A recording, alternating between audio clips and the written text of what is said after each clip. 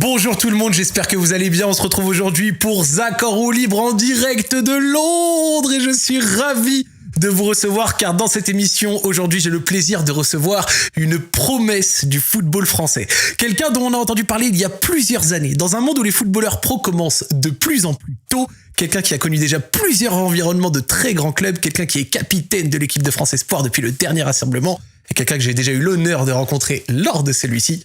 Aujourd'hui, j'ai le plaisir de recevoir Mathys Tel. Mathys, comment vas-tu ? Ça va, tout roule et toi ? La forme ? Ouais, ça va. Hein. Et toi ? Est-ce que je t'ai bien décrit ? Tu m'as très bien décrit. T'as tout dit, t'en as pas loupé une. C'est sympa Londres. Ouais, c'est sympa. Bon, le temps un peu moins, mais ça reste sympa. Là, on est dans un petit environnement, comme ça, on a loué un appart, comme d'habitude quand on fait ce genre de petite émission, etc. Ça va, on est dans une zone acceptable ? Oui, ça va. Hein. Je dirais qu'on n'est pas à plaindre. On sait que je suis ravi de te recevoir parce qu'on s'est rencontrés la première fois lors du dernier rassemblement des espoirs et je tiens à dire que t'avais une bonne vibe avec le groupe et que même quand tu as pris la caméra, que tu as fait un petit tour des joueurs, des infrastructures, etc. Chef, dans un autre monde, la création de contenu, ça aurait pu te réussir. Peut-être, hein, mais ouais, moi j'aime bien. Hein. De temps en temps, tu vois, un peu animer, chercher, titiller un peu tout le monde, ça apporte une bonne énergie. Donc, juste après ça, sur les terrains, on rigolait ensemble, il y a une bonne séance juste après. Donc, finalement, bah, ça apporte que du bon hein, quand t'apportes une bonne énergie. Est-ce que t'es un gars des réseaux ? Non, pas trop. Hein. Moi, c'est juste les posts, peut-être après les matchs, peut-être quand je pars en vacances. Juste faire des signes comme quoi je suis toujours en vie, les gars, mais sinon... Non, pas trop. Genre David, tous les jours, les Insta, Twitter, machin, TikTok et tout, c'est pas trop ton truc ? Si, je suis sur TikTok. Et d'ailleurs, je devrais me calmer là, parce que je suis trop souvent sur TikTok. Ça m'empêche de dormir des fois. Laisse tomber. Est-ce que t'as un algorithme qui est douteux ? Non, pas vraiment, ça va. Je suis dans la norme, mais je scrolle un peu trop là en ce moment là, faut que je me calme. Mais sinon, non, je suis pas trop des réseaux, non. Pas trop. On sait que la situation sportive de Tottenham en ce moment est un peu compliquée, on va en parler, mais sur un plan plus personnel, ça va faire maintenant 1 an que t'es à Londres et que t'es ici, ça va, tu t'es acclimaté, t'aimes bien la vie ici ? Oui, ça va, je dirais c'est assez similaire à celle de Paris, tu vois, c'est assez similaire. Mais ouais, je me suis acclimaté, franchement, l'adaptation s'est très bien passée. Voilà, avec ma famille, on a tout basculé de Munich jusqu'ici, donc voilà, on en manque de rien, tout va bien. C'est ce que j'allais te poser comme question, tu vis seul ou t'es accompagné ? Ils sont souvent avec moi, très souvent avec moi. Mais de temps en temps, je leur demande allez, rentre un petit peu, c'est bon un peu. Je deviens un grand garçon. Donc, c'est ma petite liberté. Mais ouais, sinon, ils viennent souvent à la maison. T'aimerais bien avoir un peu, comme tu disais, la liberté, les responsabilités. Ouais, voilà, c'est ça. Exact. Mais ouais, ils viennent souvent. De temps en temps, je suis tout seul. Mais en tout cas, je reste pas tout seul plus de 2 semaines. Sinon, ma mère, elle craque. Elle vient direct. Les allers-retours, les Eurostars, etc., c'est pratique. Ouais, c'est pratique. C'est beaucoup plus pratique que utiliser un train pour aller à Munich, par exemple.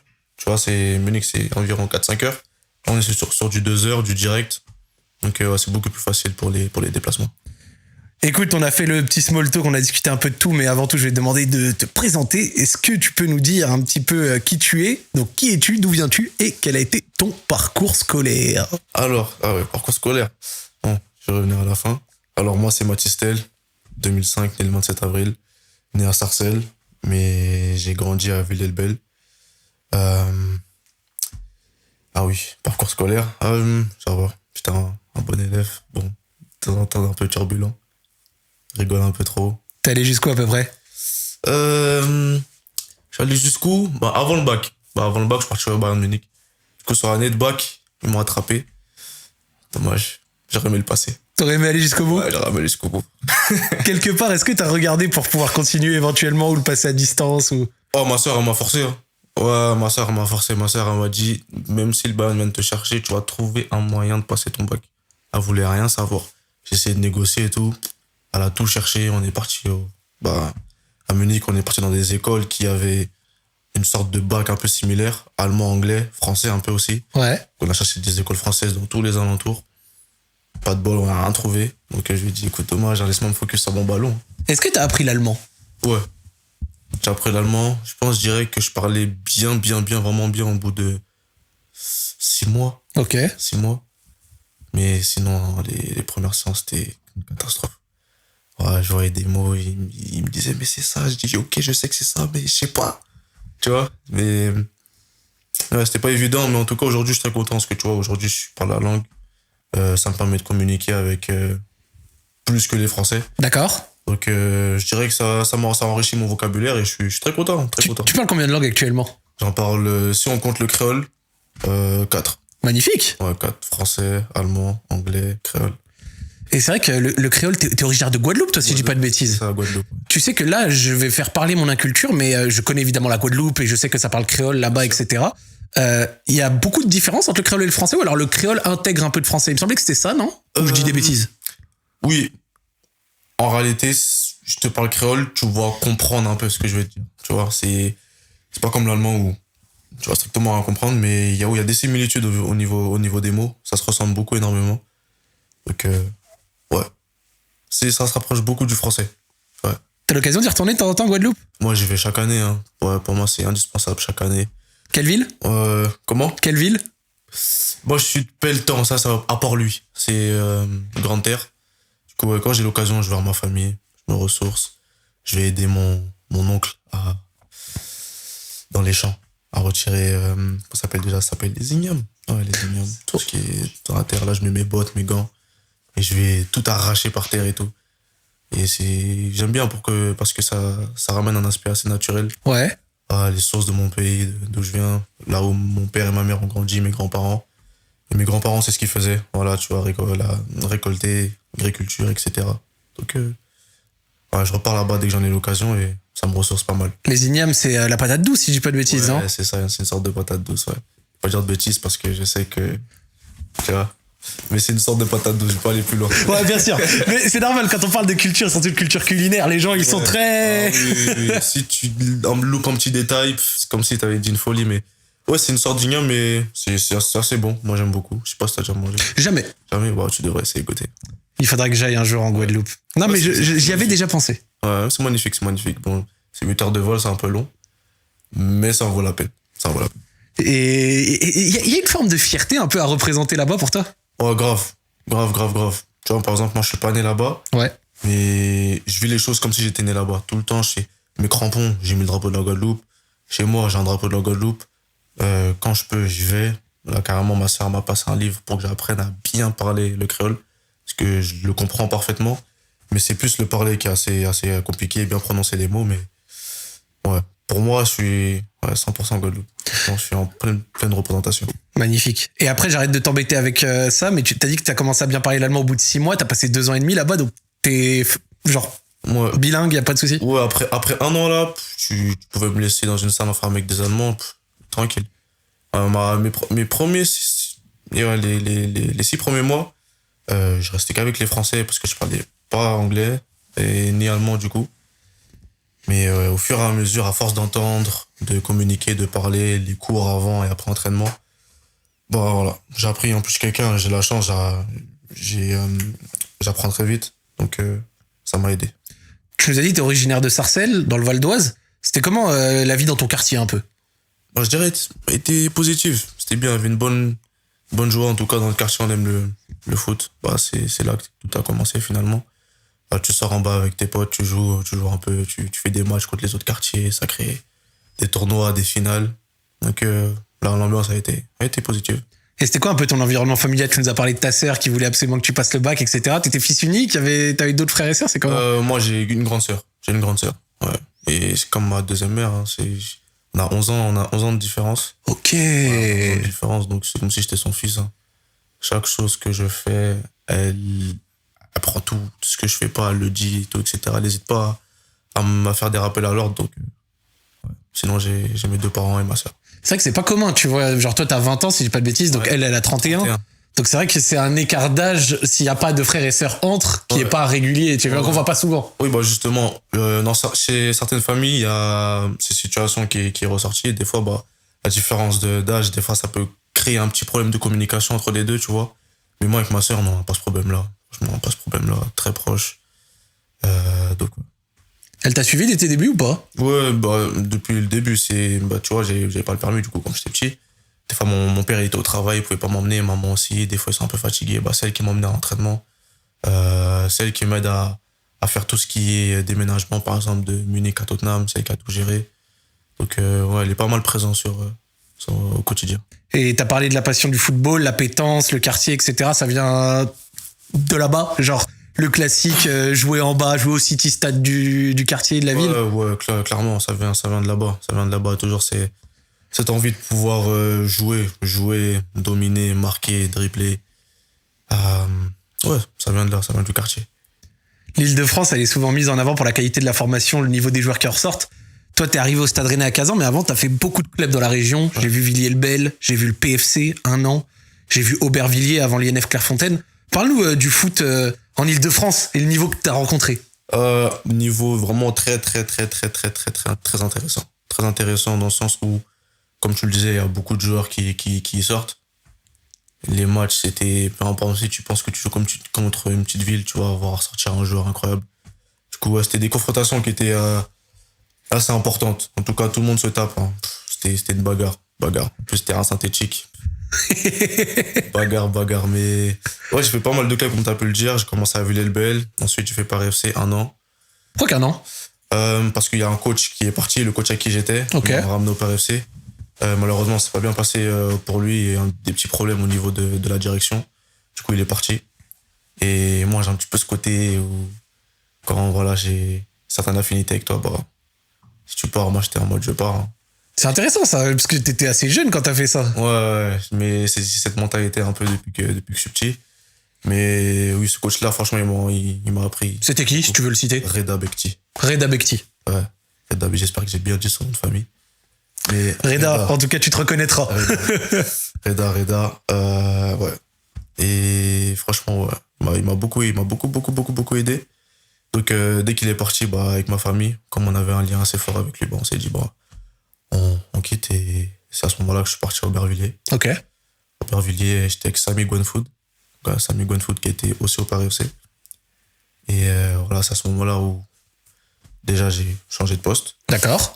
Parce qu'au Paris FC, j'étais dev central.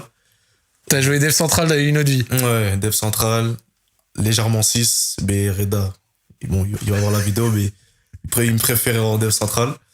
Mais ouais, à partir d'Aubervilliers, j'ai commencé à changer de poste, à toucher un peu 8, ailier.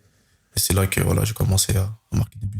C'est intéressant de voir, tu vois, tous ces joueurs qui ont vraiment gratté plein de postes sur la jeunesse et comme quoi rien n'est fixe, tu vois. Ouais, à 12-13 ans, tu peux envoyer de la dev centrale et après, en réalité, te révéler ailleurs parce que tes qualités, elles fit mieux quand tu grandis ou autre, tu vois. Bah, les gens, ils voient pas vraiment les atouts, mais par exemple, aujourd'hui, je suis content d'avoir touché à tout parce que je te dis pas que je peux rejouer 6 parfaitement, mais en tout cas, je vais retrouver certaines habitudes avec lesquelles j'ai pu être performant.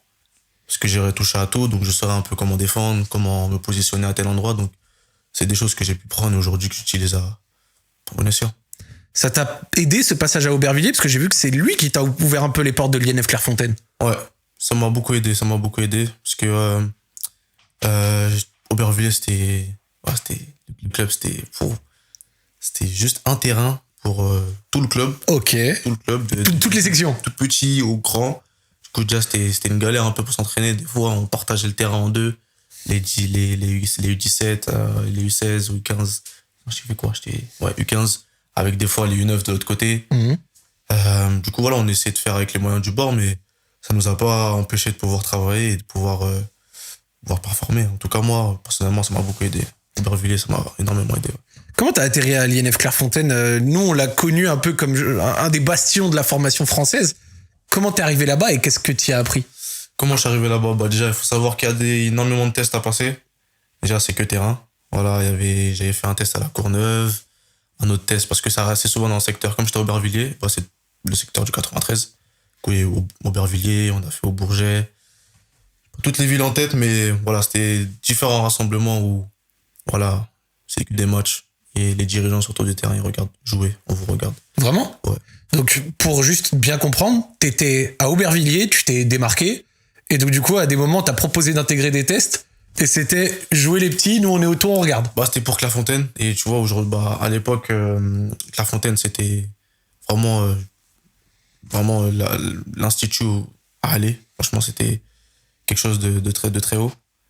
Mais ouais, on m'a parlé de Clairefontaine, j'ai demandé l'avis de certains dirigeants, ils m'ont dit, oh, faut que tu y ailles, faut que tu fasses les tests, etc. Du coup, je les ai faits. Il y a eu un premier tour, un deuxième tour, un troisième tour. Au bout du 4e tour, si je dis pas de bêtises, c'est à Clerf. Mais ouais, c'est différents matchs. Ils font différentes équipes.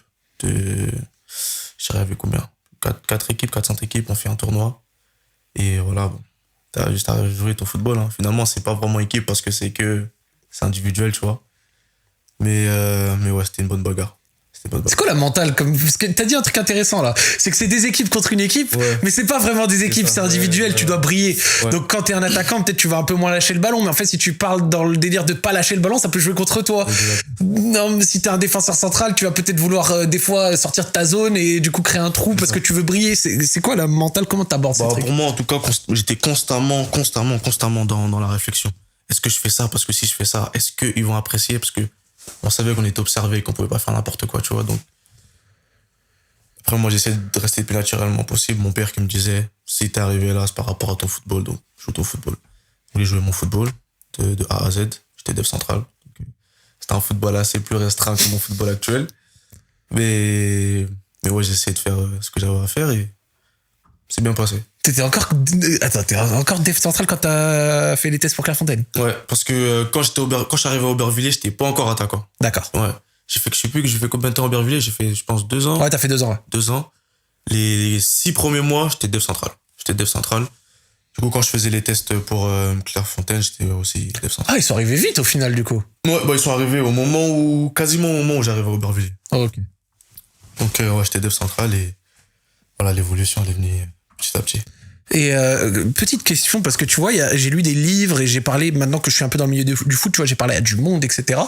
Et j'ai lu beaucoup de choses sur, on va dire, les agents, les personnes qui gravitent dans le monde du foot autour des jeunes en particulier.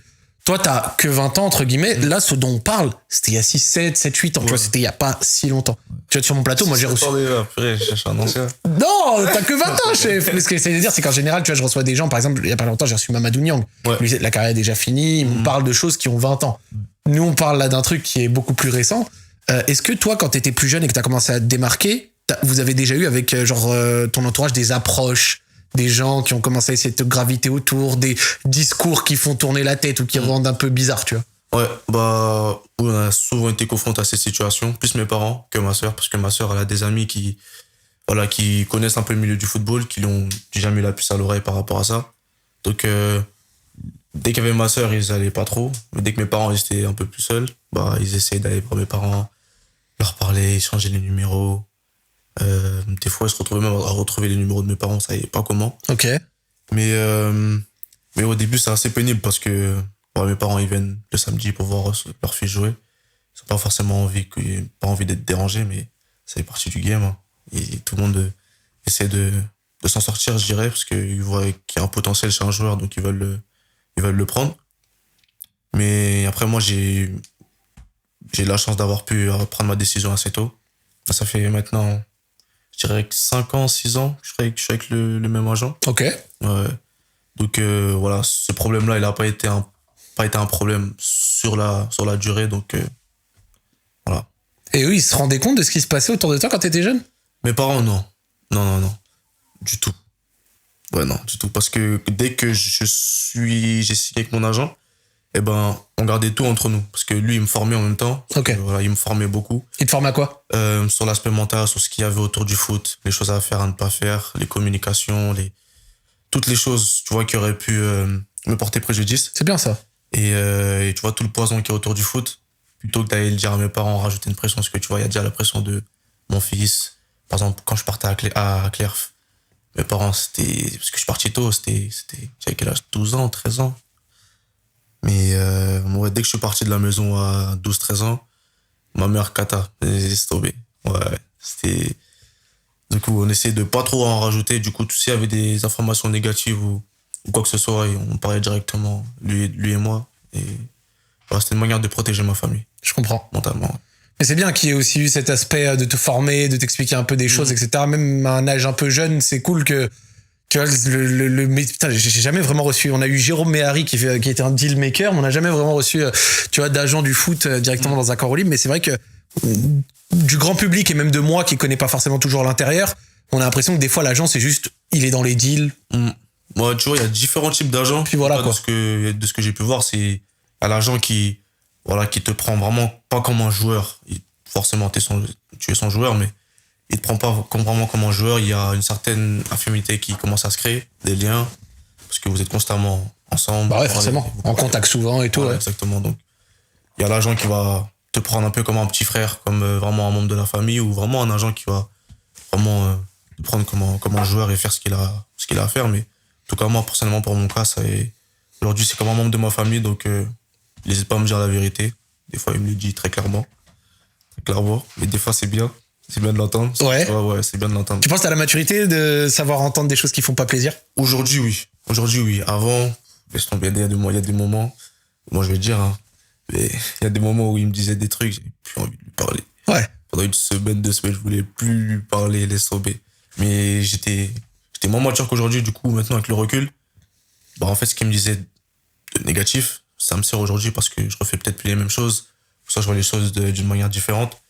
Donc, souvent, quand t'es plus jeune, dès qu'on t'allume, c'est ah, il est méchant, ah, pourquoi il est comme ça, etc. Il veut pas mon bien. Il veut pas mon bien, etc. Alors que, voilà, aujourd'hui, j'ai ce recul qui fait que, en fait, tout ce qu'il a pu dire qui était, entre guillemets, mauvais pour moi, bon, finalement, c'est quelque chose de bon. Ce discours, il me rappelle un peu aussi l'évolution de quelqu'un qu'on a pu rencontrer, c'était Mohamed Simakan. Ou pareil, quand il était plus jeune, parfois, après des matchs, voilà. Ou alors quand il y avait certains discours qui pouvaient être un peu critiques, des fois il s'enfermait dans sa chambre, tu vois, mais par contre en grandissant, tu vois, il a pris en maturité et c'est mieux passé, il a compris l'intérêt des fois d'écouter des choses qui vont pas dans son sens. Parce que tu captes un peu l'intérêt des choses, tu te rends compte que y a des choses des fois qu'il faut vraiment pas faire et aujourd'hui tu te rends compte que si tu les fais, encore plus aujourd'hui parce que aujourd'hui il y a beaucoup plus de médiatisation, t'es mis à la vue de tout le monde très tôt. Et le moindre fait c'est ce que tu vas pouvoir faire, bah, ça va être retransmis sur les réseaux. Donc, ok, oui. Faire attention. Comment s'est passé, du coup, comment se sont passés, ces 2 ans à Clairefontaine? Tu l'as dit, t'es parti là-bas très tôt, 12-13 ans. Bordel, c'est très tôt. Comment s'est passée la formation là-bas? Qu'est-ce que t'as appris? T'as été encadré par qui? C'était comment? Bah, déjà, premièrement, j'ai appris. Bon, déjà, ma sœur, elle me le rappelait très souvent, ma mère aussi. Et j'ai appris que là-bas, l'école, c'est très, très important. Ok. Parce que déjà, là-bas, tu pouvais pas rentrer si ton bulletin scolaire, il était moyen. Ok. Moi, j'ai eu de la chance parce que sur cette dernière année scolaire-là, ma sœur, elle m'a poussé. Donc, j'ai gratté quelques points qui m'ont permis d'intégrer Clairefontaine, mais ils font pas de cadeau. Même si t'es incroyablement fort sur le terrain, à l'école, t'es pas sérieux, tu fais pas ce qu'il faut, on va pas te prendre. Donc, déjà, premier point, l'école. C'est bien. J'ai appris que c'était très important. T'étais bon et mauvais en quelle matière, en rapide? Oh, moi, j'étais fort qu'en art plastique, hein. Ouais, moi, je te dis la vérité. Non, il n'y avait pas que l'art plastique, il devait y avoir autre chose. Moi, en tout cas, je suis au détecteur, c'est l'art plastique qui faisait monter ma moyenne. Ouais, sauver les maths. Ah ouais, t'étais un peu artistique, du coup. Ouais, j'étais artistique, moi, je suis plus dans l'art, mais... C'est bien. Ouais. C'est bien aussi, hein. Mais ouais, sinon, tout ce qui est maths, mes tables, je les connais, ça c'est bon. Ouais. Mais quand ça va plus loin, là, mon cerveau est vrille. Je vais pas me moquer, j'étais très nul en maths aussi. Ouais. Je vais pas me moquer. Mais sinon, tous les autres aspects, tout ce qui est histoire géo, français, ça va. Ok. Espagnol, j'ai tout oublié, parce que j'en avais le choix entre espagnol ou allemand. Je suis parti sur espagnol. Classique. Finalement. C'était l'allemand. C'est l'allemand. mais ouais, du coup, il y a l'aspect scolaire. J'étais avec Philippe Breteau. Ok. Philippe Breteau, qui était mon entraîneur durant ces 2 ans à Clairefontaine.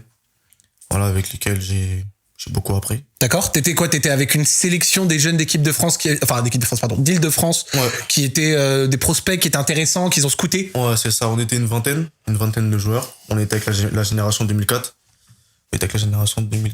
Ouais, une vingtaine. Du coup, on était dans un bâtiment avec le premier étage. Du coup, les premières années. Deuxième étage, deuxième année. Du coup, voilà, il y a des moments où on était souvent mélangés ensemble. On était au collège tous ensemble. On prenait le petit déjeuner, je dirais, aux alentours de 7h, 7h30. Ok. Et 8h, on filait pour aller à l'école. Et on passait toute la journée à l'école et dès qu'on rentre, on a fini l'école, entraînement. Donc c'était une espèce de sport-études, mais dès le collège, quoi. Exactement, c'est ça. Et tu dormais sur place et tout, c'était... Ouais, on dormait à Clairefontaine du lundi au vendredi. Faut savoir qu'on avait seulement des matchs contre d'autres équipes hors Clairefontaine. Uniquement 1 à 2 fois par mois. Ok, sinon ça jouait que entre vous? Ouais, sinon c'est que entre nous. Bah, c'est l'entraînement. Après, encore on avait les matchs le week-end avec nos clubs respectifs. Du coup, voilà, on faisait toute la semaine du lundi au vendredi avec Clairefontaine et le week-end on repartait dans nos clubs, on jouait. Il fallait revenir le dimanche soir à Clairefontaine. Ouais. Ah oui, quand même. Ouais. Ah ouais. Et puis Clairefontaine, c'est dans 78, c'est pas 78, tu vois, proche de Paris. C'est bas de loin. Ouais, c'est loin. Faut le dire, c'est loin de ouf. C'est loin de ouf. Ouais. J'ai eu la chance maintenant d'y aller une ou deux fois, je peux le dire, c'est vraiment loin. C'est loin.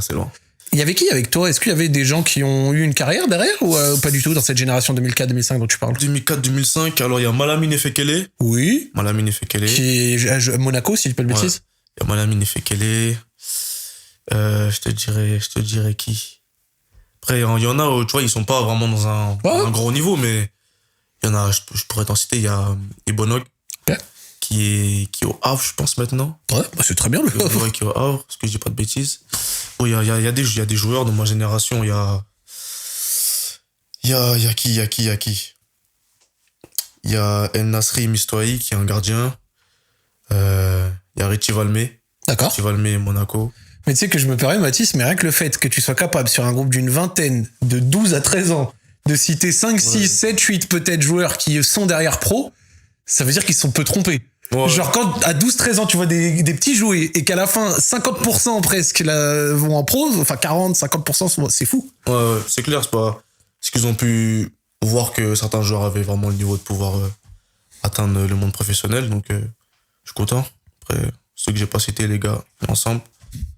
Mais c'est pas méchant. Mais bon, on était une bonne bande de copains, voilà. On était très souvent ensemble, on faisait de la musique ensemble, là, les trucs avec les mains et tout, etc., les échauffements. Bien. Ouais, non, c'était lourd. C'était bien. Après, il y a des points un peu moins positifs, mais c'était bien. Comme quoi, par exemple? J'ai tenu 1 an à Claire. Je m'ai fait 2 ans. Oh. Ouais. Je sais que t'as joué à Montrouge aussi. Ouais. Mais pourquoi t'as fait qu'1 an?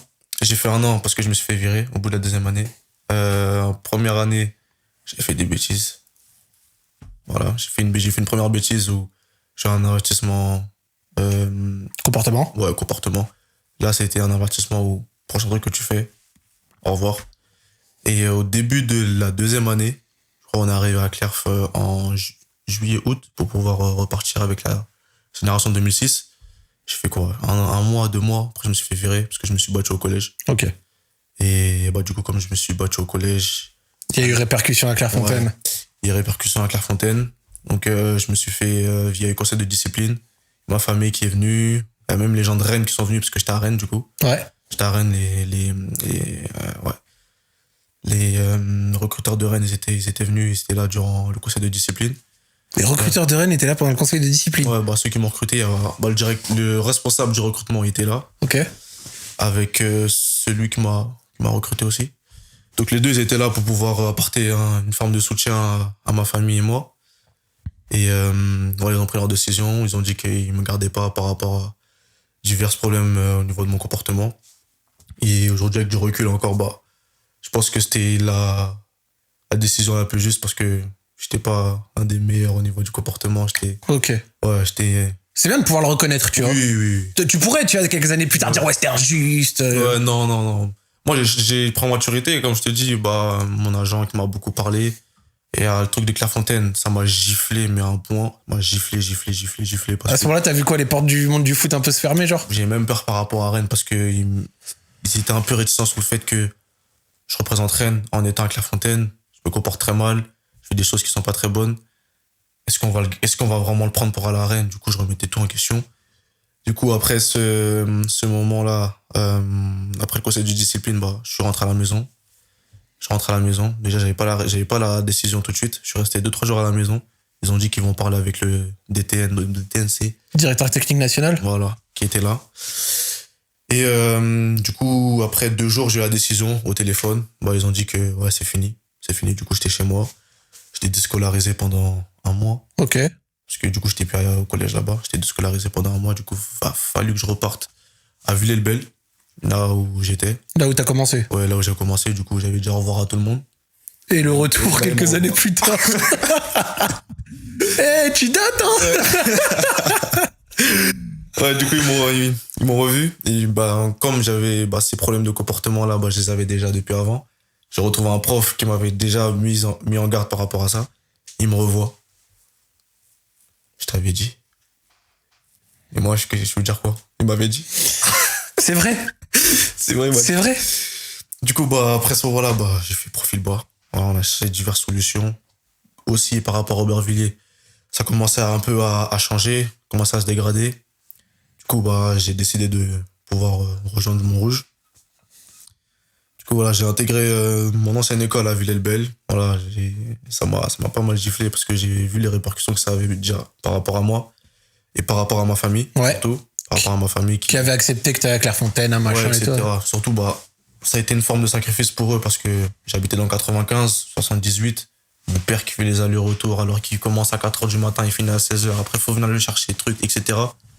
Voilà, on l'a un peu pas mal vécu à la maison.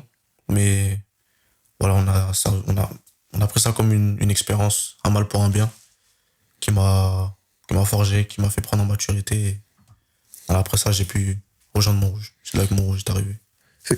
T'as parlé un petit peu de Rennes, justement. Moi, j'ai vu qu'effectivement, en 2020, alors que tu joues à Montrouge, tu rejoins le Stade Rennais. Mais en fait, ils étaient déjà là un peu avant, du coup. C'était là. Ouais. Ça, je le savais pas. Moi, tu vois, quand je lis un peu, je fais les recherches, je trouve le linéaire, mais je savais pas qu'ils étaient là. Ils étaient là, dès ma première année à Clairefontaine. Ils étaient là, j'étais déjà sous contrat avec Rennes. C'est qui était venu te parler, genre, c'était quoi?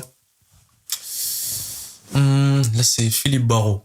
Mon coach à Clairefontaine, c'était Philippe Breteau. Là, c'était Philippe Barrault. Le directeur, le responsable du recrutement, qui m'a recruté. Et ouais, ils sont arrivés très tôt. Grâce à Aubervilliers, à Paris FC, etc., j'ai été convoité par plusieurs clubs en France, comme PSG, Lille, Rennes, Nantes, Monaco. Ok. Il y en avait pas mal. Pourquoi avoir choisi Rennes au milieu de tout ça? Parce que... pourquoi? Parce que j'étais très proche de Wilson Samaké. Ok. Wilson Samaké qui était à Rennes. Il y a Mohamed Djabi aussi, avec qui j'étais à Clairefontaine.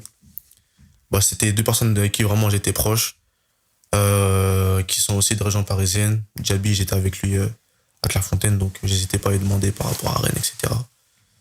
Et comme je sais que Rennes est réputé pour avoir un très bon centre de formation. Et c'est réel. Du coup, j'ai pris ma décision par rapport à ça. Voilà, c'était une décision assez...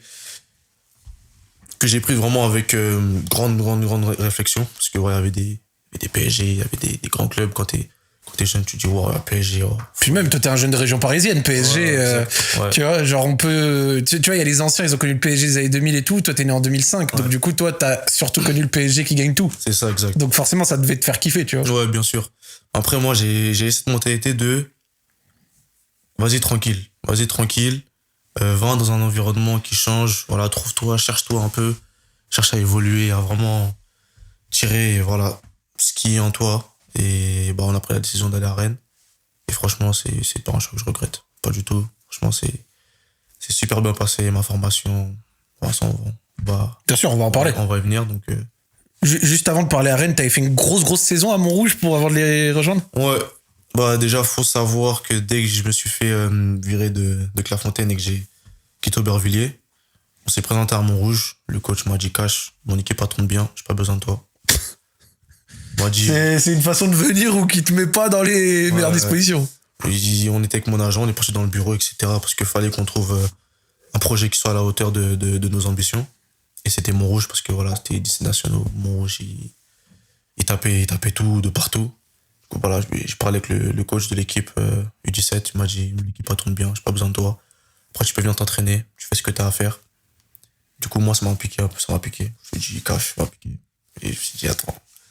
Je fais un toit, je me présente parce que je vais trouver une nouvelle situation et tu me dis, pas besoin de toi. Tu peux venir, hein, mais j'ai pas besoin de toi. Mais, et du coup, c'est ce qui m'a encouragé dans ma tête, j'étais en mode, mais, ok, vas-y, tranquille, on verra. Je vais faire ce que j'ai à faire. Je fais ma semaine à Clairefontaine, je bosse. Le week-end, je faisais pas encore les groupes avec les U17 nationaux. Ok. Mais je me suis dit, il faut que je fasse un truc qui va faire qui me met dedans. Ouais, qui choque un peu, qui marque. Ouais, et du coup, comme j'étais plus à Claire, je faisais toutes les semaines, du coup, à Montrouge, les allers-retours. Les séances, je les prenais à plein pot.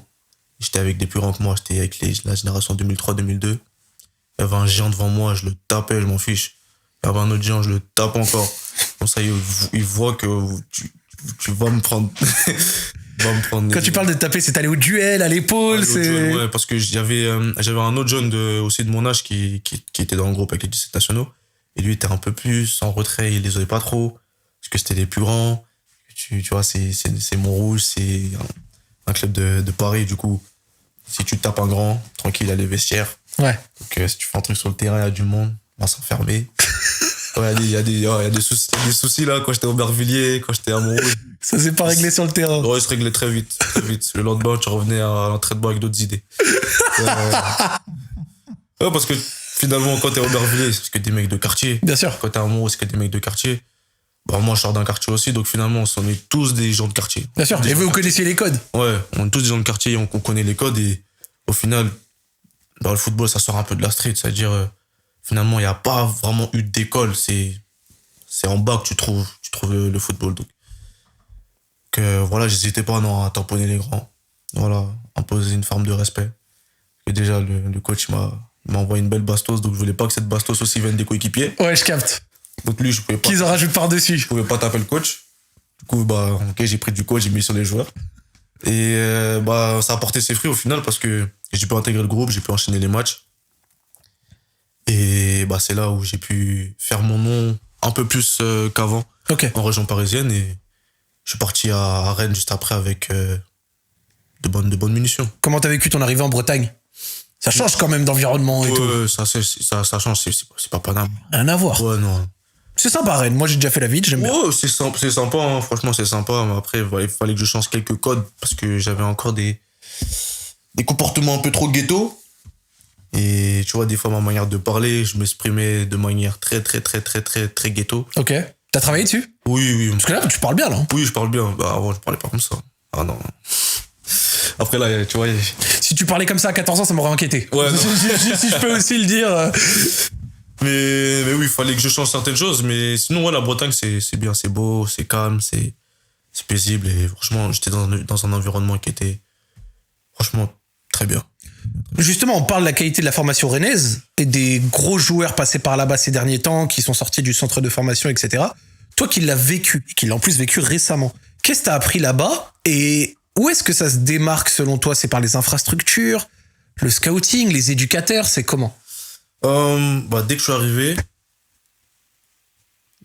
déjà, je faisais des allers-retours pour faire on faisait quoi? On faisait des stages pour les joueurs qui étaient sous contrat avec Rennes mais qui ne pouvaient pas encore l'intégrer. Ok. Parce que trop jeune, etc.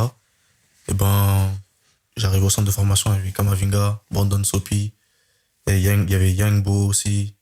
Il y avait pas mal de noms et je parlais avec eux. Donc la génération juste au-dessus de toi. Ouais. Je parlais pas mal avec eux et en fait, il n'y a pas de secret, il n'y a pas de magie en fait à Rennes. C'est juste, tout le monde se bat pour avoir ce qu'il veut recevoir tout simplement. Il y a la cohésion d'équipe, il y a le staff médical qui est top, il y a les entraîneurs qui sont top. Donc je dirais, il y a une manière de faire qui est très familiale et je pense que c'est ce qui nous permet de pouvoir rester soudés sur et en dehors des terrains et de pouvoir faire ressortir aussi notre football parce que il y a toujours ce point de pouvoir travailler de ton côté avec les coéquipiers. Donc tu progresses toujours à ton rythme, chacun son rythme, mais tu ne cesses pas de progresser. Il y a un entraîneur en jeune rennais qui t'a marqué? Ou qui t'a aidé, ou qui t'a conseillé en particulier ou autre? M'a beaucoup aidé, il y a un préparateur physique, Antoine Simon. Ok. M'a beaucoup aidé, voilà, sur l'aspect mental, l'aspect physique. Il y a des coachs comme Bourdeau. Après. Oh, c'est bien. Tu m'as cité des gars, hein, c'est parfait. Ouais, moi je cite, pas mal, une petite pub. Mais justement, moi, un truc qui m'a marqué, c'est que t'es arrivé à Rennes, si je dis pas de bêtises, en 2020. Ouais. Et très rapidement, à l'été 2020, tu fais un groupe de Youth League. Ouais. J'ai regardé le groupe de Youth League. Et vous pouvez le retrouver sur Transfermarkt, les gars qui regardent l'émission, c'est fou. Donc, été 2020, Rennes joue la Youth League et toi, tu rentres en jeu dans ce match à l'âge de 15 ans. Et en fait, avec le temps, on se rend compte que le groupe rennais, il est dingue. On retrouve, écoutez-moi, hein, Jorginho Rutter, Leeds, Dacunia, qui est maintenant à Como et qui fait de très belles choses là-bas, Leslie Ugochukwu, Burnley, Première Ligue, Loum Chaouna, exactement, et qui est passé par la Lazio et tout, Lorenz Assignon, on connaît, Rennes, etc. Je crois maintenant il est en Bundes ou je dis une bêtise, Lorenz? Stuttgart. Voilà, exactement. Guéladoué, Strasbourg, sur le banc toi-même, Mathis Ablin, Andy Diouf. Donc autant vous dire que l'environnement était bon et très concurrentiel. Et j'ai comparé avec le groupe de l'Inter. Et dans le groupe de l'Inter, on retrouve Cesare Casadei, qui a fait Chelsea, qui est maintenant au Torino. Martin Satriano, voilà, qui est maintenant à Retafe, qui est passé par l'OL. Oristiano, qui joue à Parme. Sinon, en dehors de ces 3 joueurs, dans tout le groupe de l'Inter, aucun ne joue en première division nulle part. Et une bonne partie en série C, D, voire même ont arrêté le foot. Ah oui. Donc en fait, c'est dingue parce que à ce moment-là, vous êtes en train de vous opposer en Youth League et quelques années plus tard, les 3/4 du groupe rennais sont dans des grands clubs et du côté de l'Inter, c'est moins le cas. Tu t'en rendais compte de ça? Comment t'as fait déjà ce groupe de Youth League? Comment je l'ai fait? Bon, déjà, faut savoir que j'étais pas censé être dedans. Ouais, je me doute. Déjà, j'étais pas censé être dedans. Mais je pense que c'était une manière de récompenser ce que je faisais avec les... La Youth League, c'est quoi? J'ai oublié, c'est 17, ça, non? Ouais, 19, je crois. 19? Ouais. 19, ok. Bah, du coup, moi, j'arrivais à 15 ans, donc j'étais U16, U17. Ouais. Je faisais pas mal de bonnes performances avec les gens de ma génération. Mon mec, les 2004.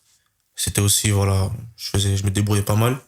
Je pense que le coach, il m'a pris pour me récompenser d'une certaine manière. Voilà, et je pense qu'il y avait des blessés aussi. C'est sûr que c'est toujours des circonstances un peu qui font que, tu vois, mais... 100%, s'il y avait toute la génération 2002-2003 qui était là, bah, moi, j'y serais pas. Mais j'ai pu y être. Le coach, il m'a sélectionné.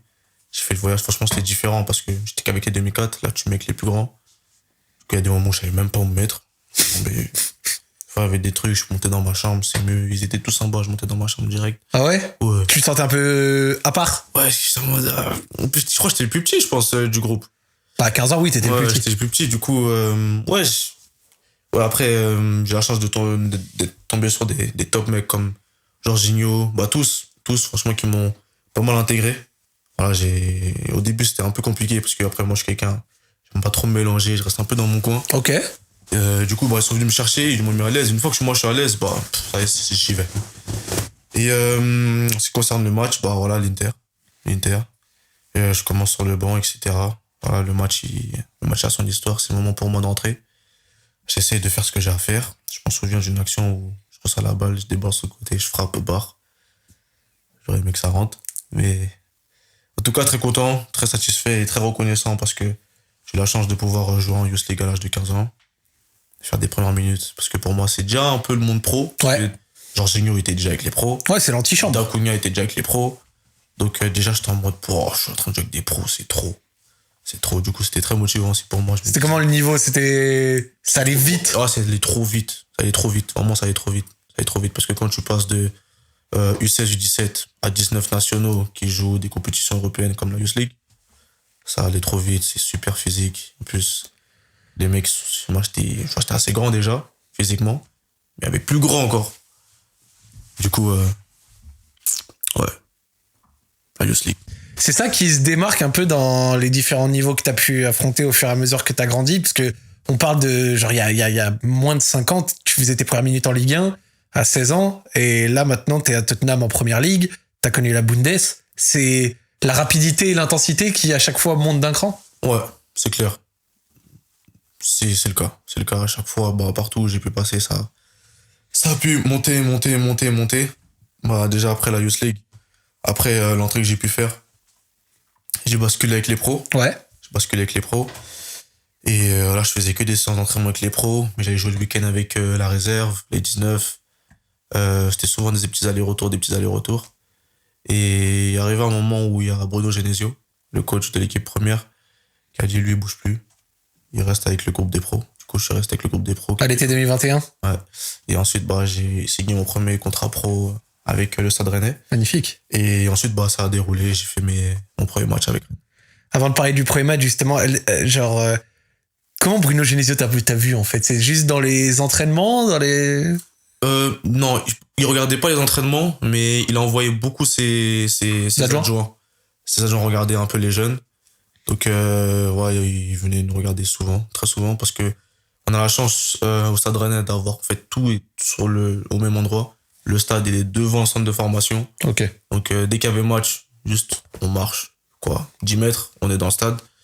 Pour aller à la Péverdière, qui est le centre d'entraînement, on prenait des vélos, tu pédales, 5 minutes, t'es arrivé. Magnifique. Donc, l'environnement était pas mal. Et à un moment, je me rappelle, c'est que le groupe de la réserve, et monter faire un match contre les pros. Parce qu'il y avait je crois que c'était la trêve internationale.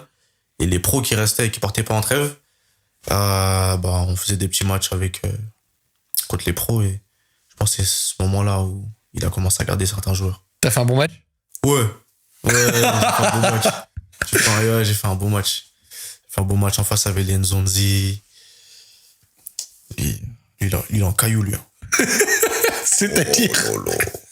Après, franchement, en dehors des terrains, c'est un bon gars. Mais en tout cas, moi, il m'a rien fait. Mais comment je vois, comment il est dur, lui, vraiment, t'es sur le terrain avec lui, c'est qualité. Passe, centre, contrôle, c'est qualité. Ah, ils ont dit, son entrée à la finale de 2018, la Coupe du Monde, on s'en rappellera toujours. Franchement, non. C'est grand caractère, mais je dirais que c'est un caractère de compétiteur. Quand je le retrouve aujourd'hui chez certains joueurs. Kimmich, par exemple, Kimmich, c'est un militaire, il se réveille à 6h et dort à 20h. Et c'est... Mais oui, pour revenir à mon premier match en pro, bah oui, Genesio, sur ce petit match d'entraînement qui pense à débloquer certaines choses. Alors je l'ai vu, c'est assez intéressant, mais avant de parler de ce premier match en pro, à quel point la trajectoire d'Eduardo Camavinga, c'était un exemple pour vous en jeune? Lui, il a commencé à jouer à 16 ans, il a fait sa masterclass contre le PSG, là, qui a choqué, on s'en rappelle tous. Ça a été... est-ce qu'au centre de formation, ça a été waouh? Bah, moi, je l'ai connu avant que ça explose. D'ailleurs, je lui fais un gros big up à mon gars Kama. Dès que j'arrive en faisant des allers-retours en étant en stage, il y a Camavinga qui fait ses entrées un peu en pro, etc. Il n'a pas vraiment encore explosé. Et moi, j'étais un peu curieux. On était tous dans le même centre de formation. Du coup, il y a sa chambre avec son prénom. Je toque. Vraiment, m'en fous. Moi. Ouais, m'en fous. Je toque. Et je vois c'est qui Kama, etc. Du coup, on parle, etc. Et j'avais des crampons. J'étais pas encore sponsorisé. J'avais des crampons, mais vite fait. Lui, il était déjà sponsorisé par Nike. Il m'a passé des crampons. Au calme. La classe. Ouais, il m'a passé des crampons. Je me rappelle, je crois que c'était des Mercurial. Mercurial ou Hypervenom. Mais en tout cas, il m'a passé des crampons. Tu les as utilisés longtemps? Ouais, j'ai utilisé, pas mal. J'ai utilisé et après ça, j'ai pu être sponsorisé. Mais ouais, en tout cas, ce geste-là, ça m'a beaucoup encouragé. Ça m'a beaucoup encouragé parce que je me suis dit dinguerie. En fait, il n'est pas obligé, il peut garder ses crampons. Bah oui. Il n'est pas obligé. Je sors de nulle part, il voit un petit comme ça, un petit paname, il sort comme ça, il vient. Mais ouais, au final, il a pris la trajectoire qu'il a pu prendre. Et il y a aussi Brandon Sopi qui a joué. Il y a Lorenz Assignon, Adrien Truffert. Je voyais tout cela là monter un par un. Pouf, pouf, pouf, pouf. Et ouais, c'est encourageant ce que tu dis en fait. T'es proche du but parce que au final, je suis dans le même endroit où il dort. C'est juste le temps qui fait que voilà, il a atteint les choses plus rapidement que moi. Mais voilà, ça a été encourageant de voir tous ces cas. Ça fait presque shonen. Camavinga qui est lui-même super jeune, qui commence à, péter et il donne des crampons à encore plus jeune que lui. Il avait 17 ans, 18 ans. Et moi, j'avais 15 ans, je pense. 15 ans, 14 ans. Ouais. La vérité, c'est un truc de ouf. On dirait le début d'un scénario, presque. Grave. C'est stylé. Ouais. Bah, on revient sur ce que tu disais, 2021-2022, moi j'ai vu que t'es intégré au groupe pro et encore mieux, tu fais une première entrée le 15 août contre Brest dans les 5 dernières minutes à l'âge de 16 ans, en battant du coup le record de Camavinga qui était le joueur le plus jeune à avoir joué pour le Stade Rennais à ce moment-là. Parle-nous un peu de ça, est-ce que t'étais programmé pour rentrer quand tu fais ce groupe? Comment c'est? Parce que moi, cette année-là, je me rappelle, genre Rennes, première journée affronte Lens, c'était le but de Souleymana. Donc je me rappelle face à Lens, etc. C'était impressionnant. Et après, toi, deuxième match, t'es rentré. Ouais, j'étais sur le banc. Non, j'étais sur le banc. Ouais, j'étais sur le banc. C'était contre Lens. Souleymana, il met un but de ouf. Après, il fait son salto bizarre, là. Exactement. Ouais, je me rappelle, c'était... Le poteau rentrant, là. Ouais, c'était fort. Mais du coup, oui, moi, je suis rentré sur le match contre Brest. Et je m'y attendais pas. Je m'échauffais comme à mon habitude. Et là, Bruno Genesio m'a pu... Mon cœur, il commence à taper le sol partout. Il y avait ta famille ou pas? Non, même pas. Non, personne s'y attendait. Non, personne. Il regardait le match à la télé. Ouais, classique. Dis mon blase, même prendre mon maillot là, j'étais tremblé, ma main tremblait. Du coup, je dis, purée, c'est le moment. Dans ma tête, c'était, mon cœur, tu vois, il tapait parce que déjà, j'avais la pression de me dire, premier match en pro, ça va aller vite, mon gars, prépare-toi, mais aussi cette fierté de premier match en pro, folie. Du coup, voilà. Je fais mon premier match, je fais, je pense, une quinzaine de minutes, 15-20 minutes. Euh... Ouais, hein, après bon. Ce que j'ai fait sur le terrain là, ce jour-là aussi, ça, je m'en rappelais. J'ai rien fait. Je m'attendais à une chute, j'ai eu une occasion, je vais pas mentir, je me rappelle pas moi de ce match, je l'ai même pas vu sûrement, mais je m'attendais à, j'ai eu une occasion, un truc après. Non, rien. Non, pas un ballon. Ah, si, j'ai eu des ballons là, mais.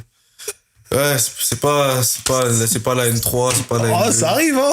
Ouais, ça arrive, je me suis dit, bon, cool. On va commencer crescendo, c'est le premier match. mais ouais, le point positif, c'était cette entrée. Et... Ouais, très content. Franchement, super. Magnifique. Ce qui est drôle, c'est que pour l'histoire d'ailleurs, ton premier match européen, c'est un mois plus tard, c'est en Conference League, le 16 septembre, où tu rentres en fin de match contre Tottenham. Quand j'ai souri, j'ai fait ah ouais, petit coup du sort quand même. Ouais, grave. Bah, par exemple, actuellement à Tottenham, il y a Ben Davies. Bah, oui. Il était carrément là quand je suis rentré, il y avait Harry Kane. Mais ouais, j'ai fait mon premier match. Je suis rentré grave longtemps, 1 minute. Je jouais de ouf. Laisse tomber. Le même Michi Batshuayi. Ouais, mais laisse tomber. Je suis rentré sur le terrain, un pressing ou deux. Fin du match. Fin du match. Ouais. Mais après, ça rentre dans l'histoire. Hein. Bah oui, c'est dans les stats. Hein. Ouais. Au final, cette saison, bon, tu découvres un peu le groupe pro, tu fais quelques entrées, etc., même en Coupe de France, mais aussi et surtout en N3, en Gambardella. Ouais. Tu commences à se tâter pas mal, à marquer pas mal de buts, etc. C'était l'éclosion un peu pour toi? Ouais, cette année-là, c'était n'importe quoi. Pro, Youth League, N3, équipe de France aussi. Du coup, cette année-là, vraiment, c'était une année vraiment de bénédiction de ouf. Franchement, wow. Et voilà que je recule quand je vois tout ce qui a pu se passer en un si peu de temps. Franchement, ça a été fort. Mais oui, il y a le Gambardella, la N3. Et... ouais, voilà. C'était comment ton style de jeu? Tu te sentais fort? Tu trouvais que tu jouais comment? Brut. Moi, tout par la force. Moi. Course, force. Bah, ça a rien, j'ai appris à tirer en finesse. D'accord. Ouais. Sinon, avant, Moi, on m'a dit le ballon, faut qu'il rentre dans les cages. Je trouve un moyen de le faire rentrer. T'enroules quand même un peu ou alors c'est... Bah, aujourd'hui, c'est beau. Là, aujourd'hui, j'ai débloqué des gestes, mais avant, là, non, moi, c'était que la force. Puis droit, plus gauche, c'était boum, la balle, boum. Mais ouais, j'ai pu travailler, c'est ce que je te disais aussi, bah, sur le fait on progresse chacun à notre rythme, c'est que, voilà, moi, ça prenait un peu plus de temps. Mais en tout cas, ce temps m'a permis de pouvoir avancer un peu plus vite finalement derrière. Donc, ouais. C'était pas mal. T'as parlé justement de l'équipe de France U17. T'es appelé au rassemblement de mars 2022, puis ensuite à l'Euro U17 que vous remportez en battant l'Allemagne, le Portugal, les Pays-Bas en finale, exactement. Alors, j'ai noté quelques points sur le tournoi. On va pas se le faire match par match, donc on va juste noter des points. Vous gagnez 2 séances de tir au but. Toi, t'es à chaque fois le 5e tireur. Ouais. Stylé. T'es buteur en poule contre la Pologne, 2 fois la Bulgarie. T'as le brassard du capitaine sur une bonne partie du tournoi. Et c'est un groupe où on retrouve, en plus de toi, Désiré Doué, Zahir Emery, Atangana, Koumbedi, Mawissa, Bellossian, Bichabou, Mamadou Sarr. Ouais. Que des joueurs d'actualité. Raconte-nous justement un peu du coup le tournoi. Tournoi, bah... comment dire? Ouais, moi j'ai kiffé. Hein. J'ai kiffé, c'était où? C'était en Israël. Moi j'ai kiffé. Bah, c'était le premier tournoi européen. Ouais. C'est un autre pays déjà aussi assez loin déjà, parce que c'était quoi? Je pense 5 heures, 6 heures de vol. Savoir que moi je suis arrivé en tout dernier, parce qu'il y avait des complications avec Rennes. Ok. C'est quoi, ils voulaient pas que tu partes? Non, ils voulaient pas que je parte parce qu'il y avait toujours... on était toujours en Europe. Tu vois, ils voulaient garder tous leurs joueurs. Mais comme moi, j'étais dans une situation où je jouais pas énormément, je me suis dit peut-être que ce serait une bonne fenêtre pour moi de pouvoir jouer, m'éclater avec les copains en équipe de France. Du coup, après ça, c'était pas vraiment chaud pour me libérer, mais on a fait le forcing avec ma famille, avec mon agent, on a poussé. Ils ont vraiment vu que ça me tenait à cœur de pouvoir participer à la compétition. J'ai rejoint le groupe un jour avant le premier match. Ok. Ouais, du coup, je commençais sur le banc, forcément.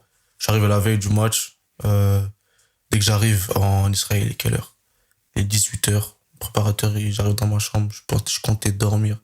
Toc dans ma chambre. Il me montre une tenue. Je dis, c'est pourquoi ça? Je pensais que c'était un bon pyjama au début. Il dit, c'est pas mon pyjama. Il dit, mets tes running, on va courir. 19h. Il fait nuit. Un jour avant le match, on est parti courir 15-20 minutes. C'était pour me conditionner pour le match du lendemain. Ok. On a joué le premier match le lendemain, du coup, j'ai commencé sur le banc, je suis rentré. J'ai marqué. Très content, du coup, voilà, comme ça se fait. Le groupe, il était fou. Non, le groupe, il était fou. En plus, on était tous une bande de copains, tous bêtes. Laisse tomber. Que des blagues, c'était trop.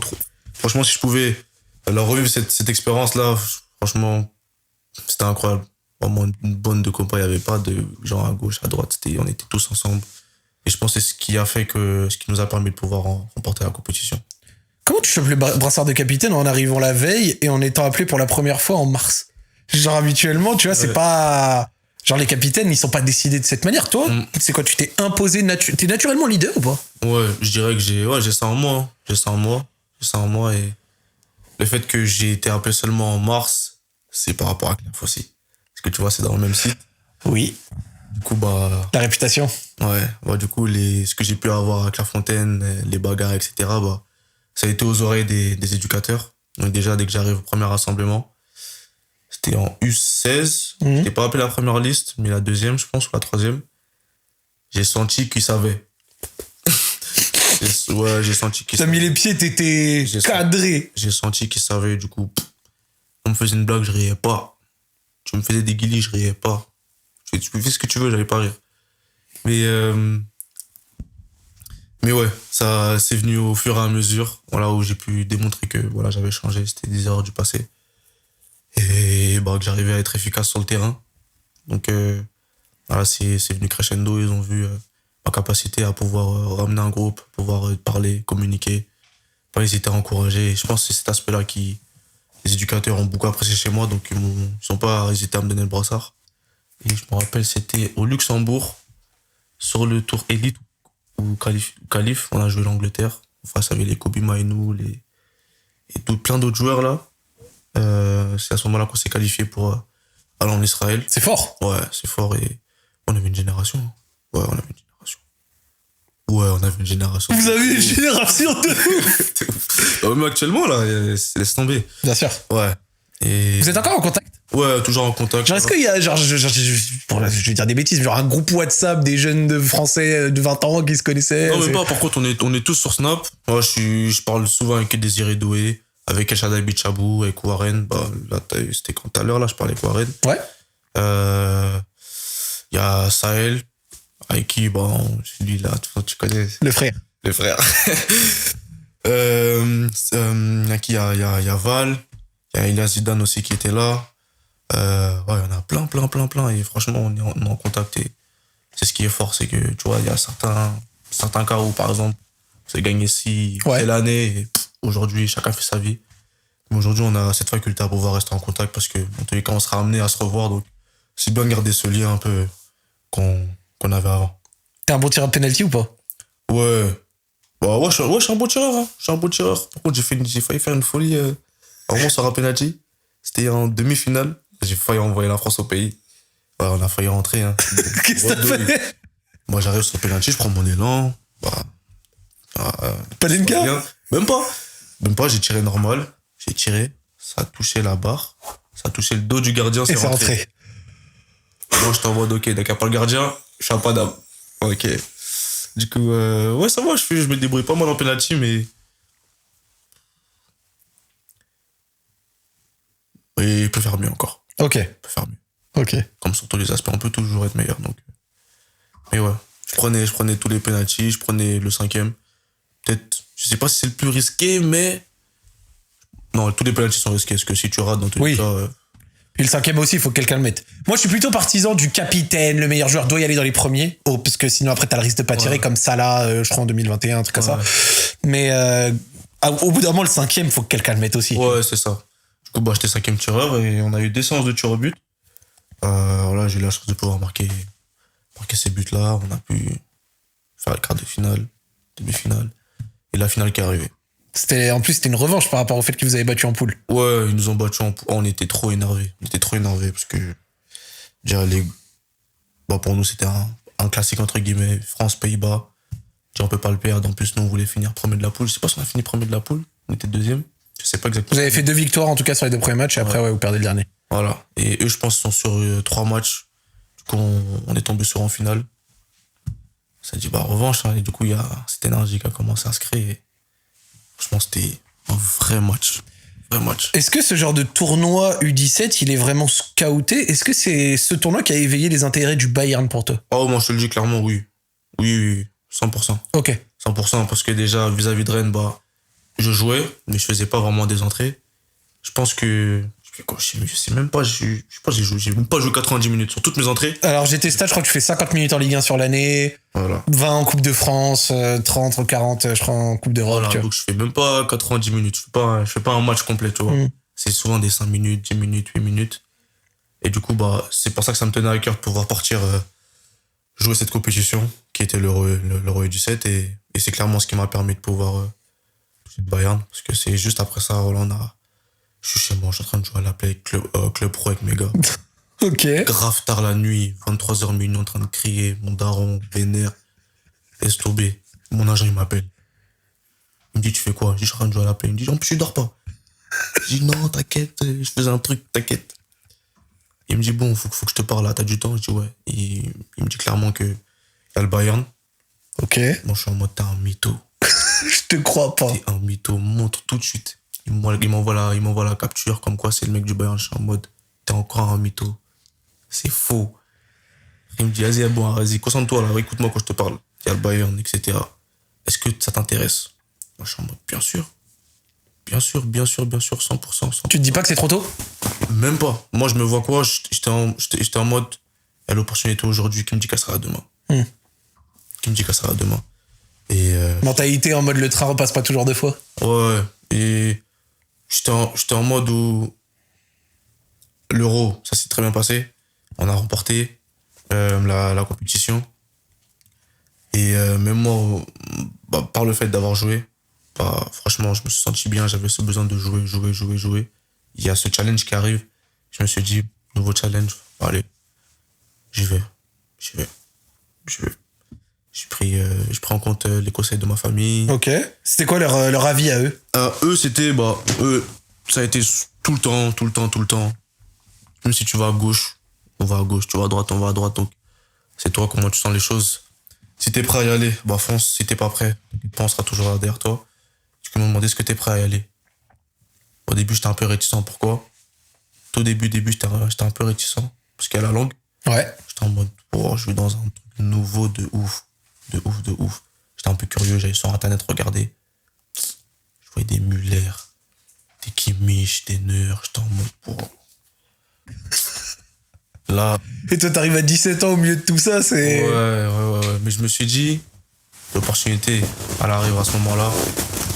Ça, tu l'apprends, ça, tu l'apprends pas. J'ai décidé de l'apprendre et on a commencé les négociations avec Rennes. Ça a été un combat. Ah, c'est ce que j'ai demandé, c'est parce comment les négo? Ouais, c'était un combat après. À Rennes, ils ont leurs intérêts. Moi, j'ai les miens. Logique. Ils ont les leurs. Donc. C'était un combat. Ça a pris du temps, mais on y est parvenu. Mais ouais, ça a été un gros combat. Hein. Rennes voulait pas te laisser partir, il comptait sur toi? Ouais, il voulait me garder. Bruno Genesio qui m'avait lancé sur le match contre Brest. Voilà, il voulait davantage avancer avec moi, aller tirer le meilleur de moi-même. Mais j'ai pris ma décision, je lui ai dit que je voulais vraiment partir. Il y a Amari Traoré, il a fait un truc de ouf, j'ai jamais oublié. Tonton, merci encore.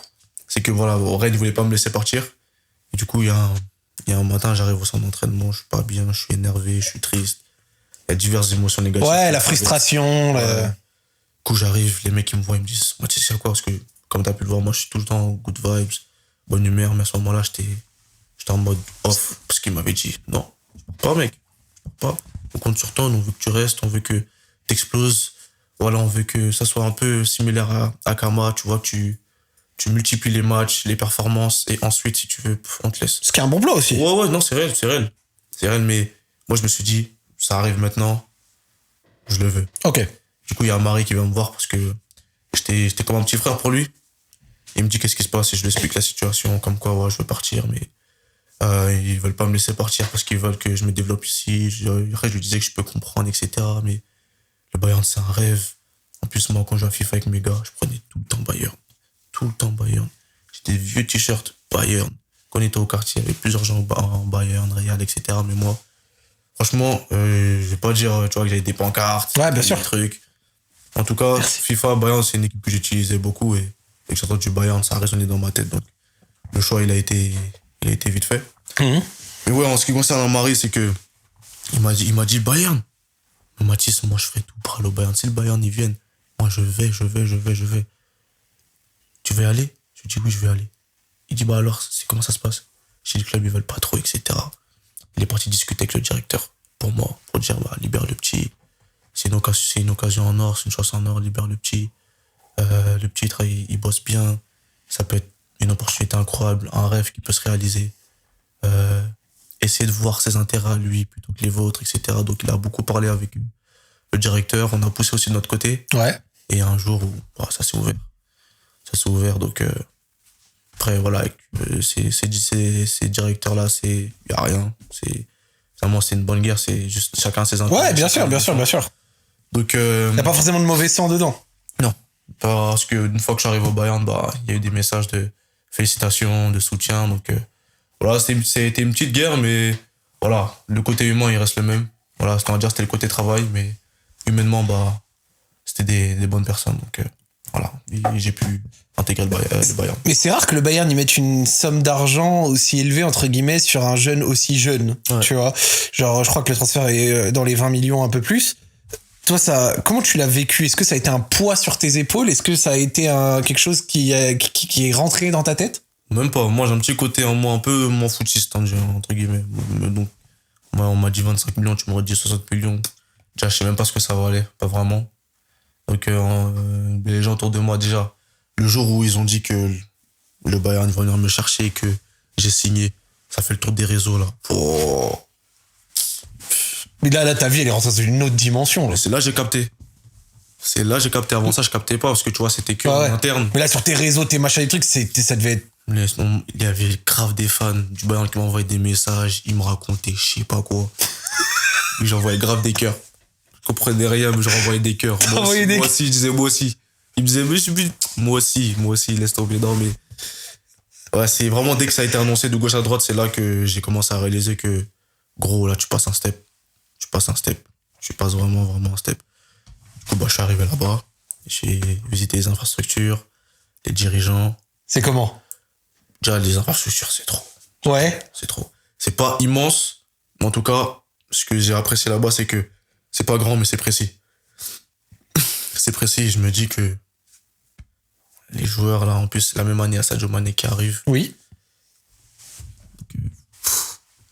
Laisse tomber. Premier jour d'entraînement, je fais même pas la séance, je regarde tout le monde. Je regarde les gens, c'est ça ma séance. Je vois Leroy, je vois Kimmich, je vois Neuer. C'est ça mon entraînement, moi. Laisse tomber. Je vois des mecs avec qui je jouais à FIFA. Donc Sadio Mané. Et franchement, première séance, plutôt bien passé. Voilà, c'était assez chill. C'était quoi le projet sportif qu'on t'avait présenté? On t'avait dit tu vas jouer, on t'avait dit on va s'occuper de la fin de ta formation, parce qu'à ce moment-là, c'était pas complet, c'était comment? Je dirais c'était un peu comme un centre de formation. C'est comme si j'étais encore à Rennes, mais Okay. au Bayern. C'était vraiment cette faculté à pouvoir me former pour passer ce step-là. Mais les dirigeants, ils me voyaient plutôt comme un successeur en tant que numéro 9 ou sur les côtés. À l'époque, c'était Lewandowski qui est parti carrément. Mon transfert, il s'est pas fait directement parce que lui, il était pas encore parti. Ok, donc dès que lui, il a eu son départ à Barça, toi, ça a validé ton arrivée. S'il partait pas, tu me voyais à Rennes. S'il partait, j'allais au Bayern. Au final, il a pu trouver son arrangement avec le club. Il a pu partir. Moi, je suis arrivé dans la foulée. Et le projet, il était clair. C'est, voilà, t'évolues. On te fait confiance. On a vu ce que t'es capable de faire. Donc, si on te ramène ici, c'est qu'on croit en toi. Donc, voilà, fais ce que t'as à faire. T'as rejoint un vestiaire rempli de grands joueurs coachés par justement Julian Nagelsmann. Comment tu t'es intégré? Est-ce que les francophones du groupe, ils t'ont aidé? Oui, beaucoup. Beaucoup. Il y avait Kingsley Coman, Upamecano, il y avait Tanguy Nianzou. Lucas Hernandez aussi à ce moment-là. Après, il y avait pas des Français, mais des joueurs qui parlent français tels que Bounassar, Choupo-Moting, Serge Gnabry aussi. parle français. Parle bien? Ouais, il parle bien. Hein. Ah ouais? Ouais, il parle bien. J'ai jamais entendu parler français. Ouais, il parle bien, il parle bien. Il parle bien. Et du coup, en vrai, j'étais pas vraiment dépaysé. J'avais besoin de quoi que ce soit, je pouvais demander. C'est pas comme si, tu vois, il y avait qu'un joueur français. Il y en avait plein qui parlaient français, donc voilà, ça m'a énormément aidé. Énormément. T'as découvert, tu l'as dit, Joshua Kimmich, Manuel Neuer, Thomas Müller, Jamal Musiala. Ouais, Jamal aussi, ouais. Parle-nous des entraînements. Oh, les entraînements, bah... Parce que il y a ce côté, je l'ai déjà dit plein de fois dans l'émission, il y a nous, ce que les fans de foot on voit sur le terrain, donc sur le terrain dans les matchs télévisés, puis il y a les entraînements, les choses qui se passent que entre vous, tu vois, qui ne sont jamais ou très peu diffusées. Qu'est-ce que tu as vu, toi? Pour moi, directement, j'étais impressionné. Hein. Après, tu vois, il y a des mecs de mon quartier qui me disaient, vas-y, gros, tu viens d'en bas, arrête de faire un mec impressionné. Je dis, c'est normal, les frères. Si vous venez là, vous allez voir du feu aussi. Et tu vois, j'étais pas en mode, vas-y, fais le mec. Comme tu viens d'un quartier, vas-y, fais le mec, en mode, y a rien. Moi, j'étais naturel, parce que ces mecs-là, tu les vois à la télé, tu les vois à la play, etc. Au final, tu les as en face de toi et c'est beaucoup plus impressionnant parce que tout ce qu'ils font à la télé, tu les vois le faire devant toi. Alphonso Davies, 2000 à l'heure. Jamal Musiala, il fait ses trucs bizarres avec ses pieds. il est fort, Jamal. Ouais, hein. il est fort. C'est les premières touches, comment il se retourne, il va vite. Des fois, je me dis, il fait n'importe quoi avec ses pieds, mais il fait pas n'importe quoi. Non? On dirait c'est n'importe, mais il fait pas n'importe quoi. Moi, je l'ai vu une fois en vrai, c'était en 2023, le match face à Paris. Ouais. Et on dirait il est sur l'eau. Ouais. Il flotte, il fait des trucs, vraiment, laisse tomber. Mais après, lui, vraiment très habile avec son corps. Des fois, il tombe par terre là-bas, il est toujours à son pied, je suis en mode, oh. Il repart vite encore. Laisse tomber. Mais ouais, hormis ça, tout ce qui est physique, dribble, etc. Celui qui m'a le plus impressionné, moi, c'est Kimmich. Ouais. Militaire. Oh lolo. C'est vraiment militaire au point que tu le dis, genre réveil 6h du matin, coucher 21h. Après ça, je sais pas, peut-être il se couche tard, en tout cas. Dans sa mentalité de travail. Ah, même appuyé, moi, dès le premier jour, dès le deuxième jour. Parce que tu vois, il y avait un petit truc de passe. Ouais. Tu connais, moi, truc de passe, c'est chill. Tu vois, c'est juste des passes, tu contrôles passe. Moi, j'étais en mode chill. Sauce. Il me dit, fais la passe sérieusement. Ok. J'ai fait sérieusement direct. Bienvenue. Ouais, j'ai fait sérieusement direct. J'ai dit, quel accueil, j'ai appelé mon agent directement après. Ma famille, je dis, ah ouais, c'est réel. C'est réel. Thomas Müller aussi, pareil. Thomas Müller, il est moins brut que Kimmich, mais il le dit. Par contre, lui, il vient, il te prend, il te parle un peu, etc. Mais la mentalité de Kimmich, par contre, elle m'a grave aidé parce que j'ai pris de ça, moi aussi. Ok. Ouais, j'ai pris de ça. Rigueur, travail, toujours chercher la perfection. Et ouais. Aussi Manuel Neuer aussi, parce que moi, je me suis dit, Manuel Neuer, comme moi, j'aime trop tirer fort. Ouais. On m'envoie un centre, je mets pétard. Et j'étais grave proche de lui. J'ai marqué, il m'a envoyé un regard. C'est là que j'ai commencé à vraiment travailler la finesse. Là, j'ai commencé à travailler la finesse. C'est à ce moment-là où tu t'es dit, bon, peut-être à l'entraînement, faut tirer moins fort. Et puis, il y a Tanguy Niazo qui me dit, mon ref, tire-moi fort. Parce que moi aussi, d'un côté, je me suis dit, après, avec du recul, je me suis dit, mais je suis bête ou quoi? C'est le gardien titu. Si je l'allume dans la tête ou truc, je le fais mal. Ah, je vais tout prendre. Parce qu'en plus, Emmanuel Neuer, tu sais, c'est. Ouais, la légende. Il est ce qu'il est, tu vois. Mais après ça, là, un regard, tranquille. Faut apprendre. Ouais, après, il ramenait les gardiens, tu vois, U19 ou les gardiens remplaçants. Là, j'allumais, mais quand c'était Manuel, tranquille. Tu travaillais avec qui? Sven Ulreich, peut-être, à l'époque, ouais, c'est comme ça? Sven Ulreich aussi, ouais. Contre lui, super fort. Franchement, super fort. Après, il avait toujours ce statut d'être en tant que remplaçant de Manuel Neuer, mais franchement, ce qu'il faisait en entraînement, vraiment, en plus, moi, je trouvais ça trop dur. Vraiment, c'est dur d'être un gardien. C'est vraiment dur. Tu vois tout le temps le même gardien qui joue, toi, t'es là, tu fais tes entraînements, et lui, il restait sérieux de A à Z. Pas un moment où il boude ou quoi que ce soit. Et ouais, franchement, je peux t'en citer plein des joueurs qui m'ont impressionné. Vraiment, j'ai beaucoup apprécié Kingsley Coman.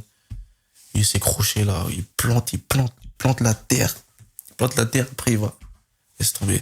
Magnifique. Ouais, non, c'était top. J'aime toujours entendre ces témoignages un peu, tu vois, des entraînements, des bons joueurs, des choses qui ont marqué. Bah justement, t'as la chance à 17 ans d'être titularisé en DFB Pokal. Un mois après ton arrivée, t'es buteur. Puis une première fois en Bundesliga en septembre, 10 jours plus tard, où tu marques également. Ouais. Plus jeune titulaire et plus jeune buteur de l'histoire du Bayern à ce moment-là. Ta vie, elle change de dimension, là, non? Ouais, bon, après, moi, j'étais même pas au courant. C'est après le match, là, je vois des trucs Actu Foot, Beansport, trucs, qui disent quoi, j'ai pété un record, etc. À ce moment-là, moi, je calcule pas vraiment tout ce qui est record. J'étais content parce que je suis dans l'histoire du Bayern. Ouais. Je suis content. J'ai pu marquer. En coupe, on a gagné. Contre Stuttgart, par contre, j'ai marqué, mais on a fait match nul. Donc, c'était le point assez négatif un peu de cette journée, mais franchement, c'était 2 jours spéciaux pour moi. 2 jours spéciaux. En coupe et en Bundesliga, franchement magnifique. Sur cette année-là, pardon, tu fais plusieurs entrées. Début contre Mayence, le Werder, tu découvres même la Ligue des Champions. Tu rentres en jeu contre le Barça en poule, City en quart retour. Ouais. Parle-nous de ça. Bah, franchement, déjà, la Ligue des Champions, dès que j'ai entendu la musique, frisson dans mon dos, ma nuque, partout. J'entends la musique qui sonne dans le stade. En plus, l'Allianz Arena, tu vois, c'est un stade assez... Ouais. C'est rond, c'est enfermé. Du coup, la musique résonne. Laisse tomber les émotions que j'ai pu avoir, laisse tomber. Mais ouais, du coup, je suis rentré contre Barça, Manchester City, des grands clubs. Incroyable.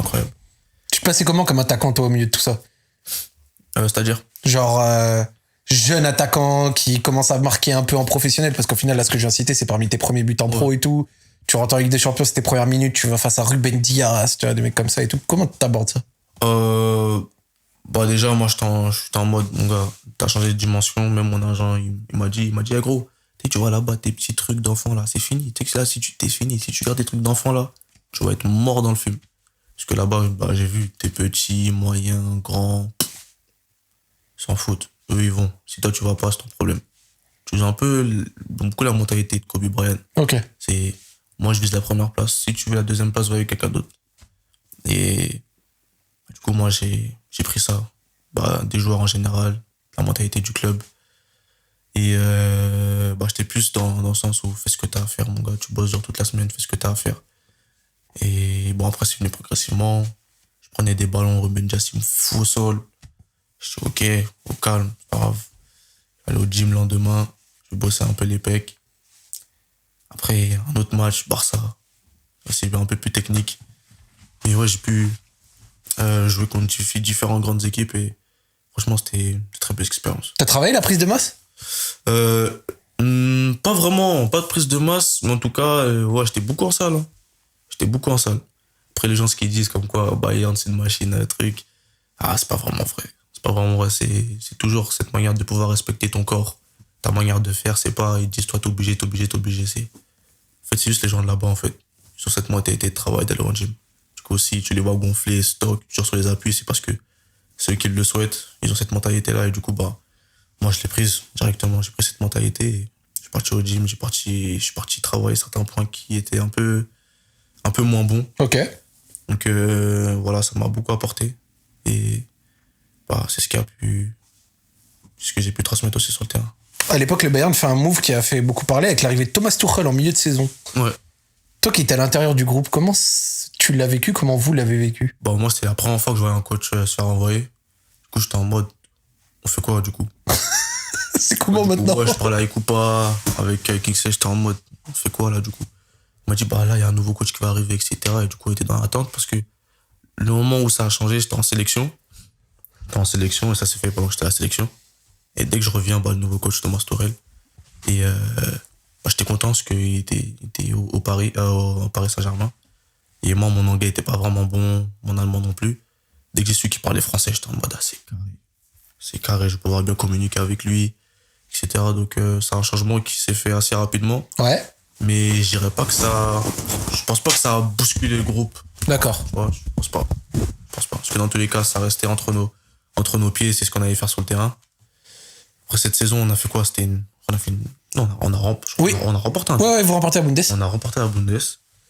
Et ouais, bah, au fur et à mesure, bah, j'ai joué, j'ai pu contribuer à certains buts, j'ai pu faire des passes décisives et... C'est quoi les différences entre Tuchel et Nagelsmann?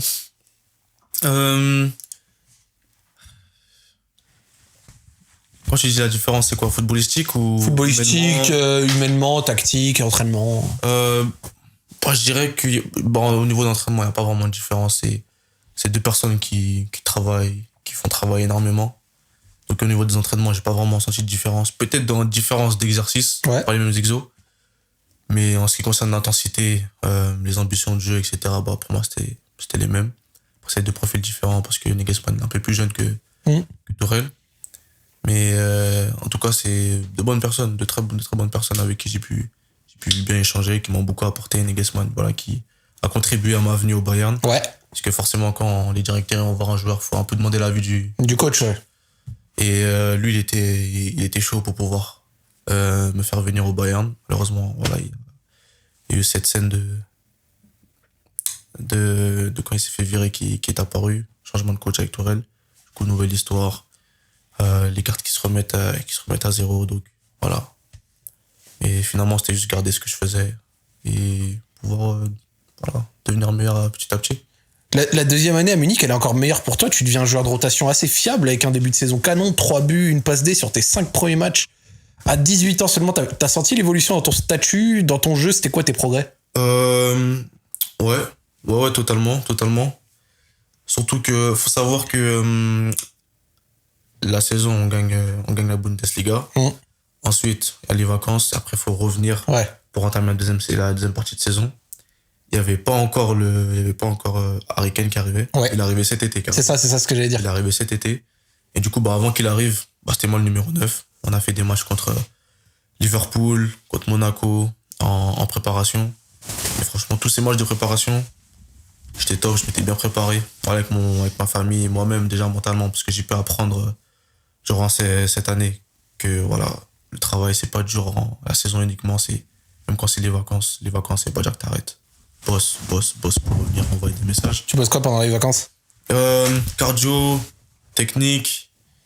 Là, à ce moment-là, au niveau de la bouffe, là, j'étais un peu encore moyen. Ok. Ouais, laisse tomber, moi je kiffe manger. Laisse tomber. Du coup, j'étais pas encore sérieux sur ce point-là, mais tout ce qui était sportif, j'étais sérieux.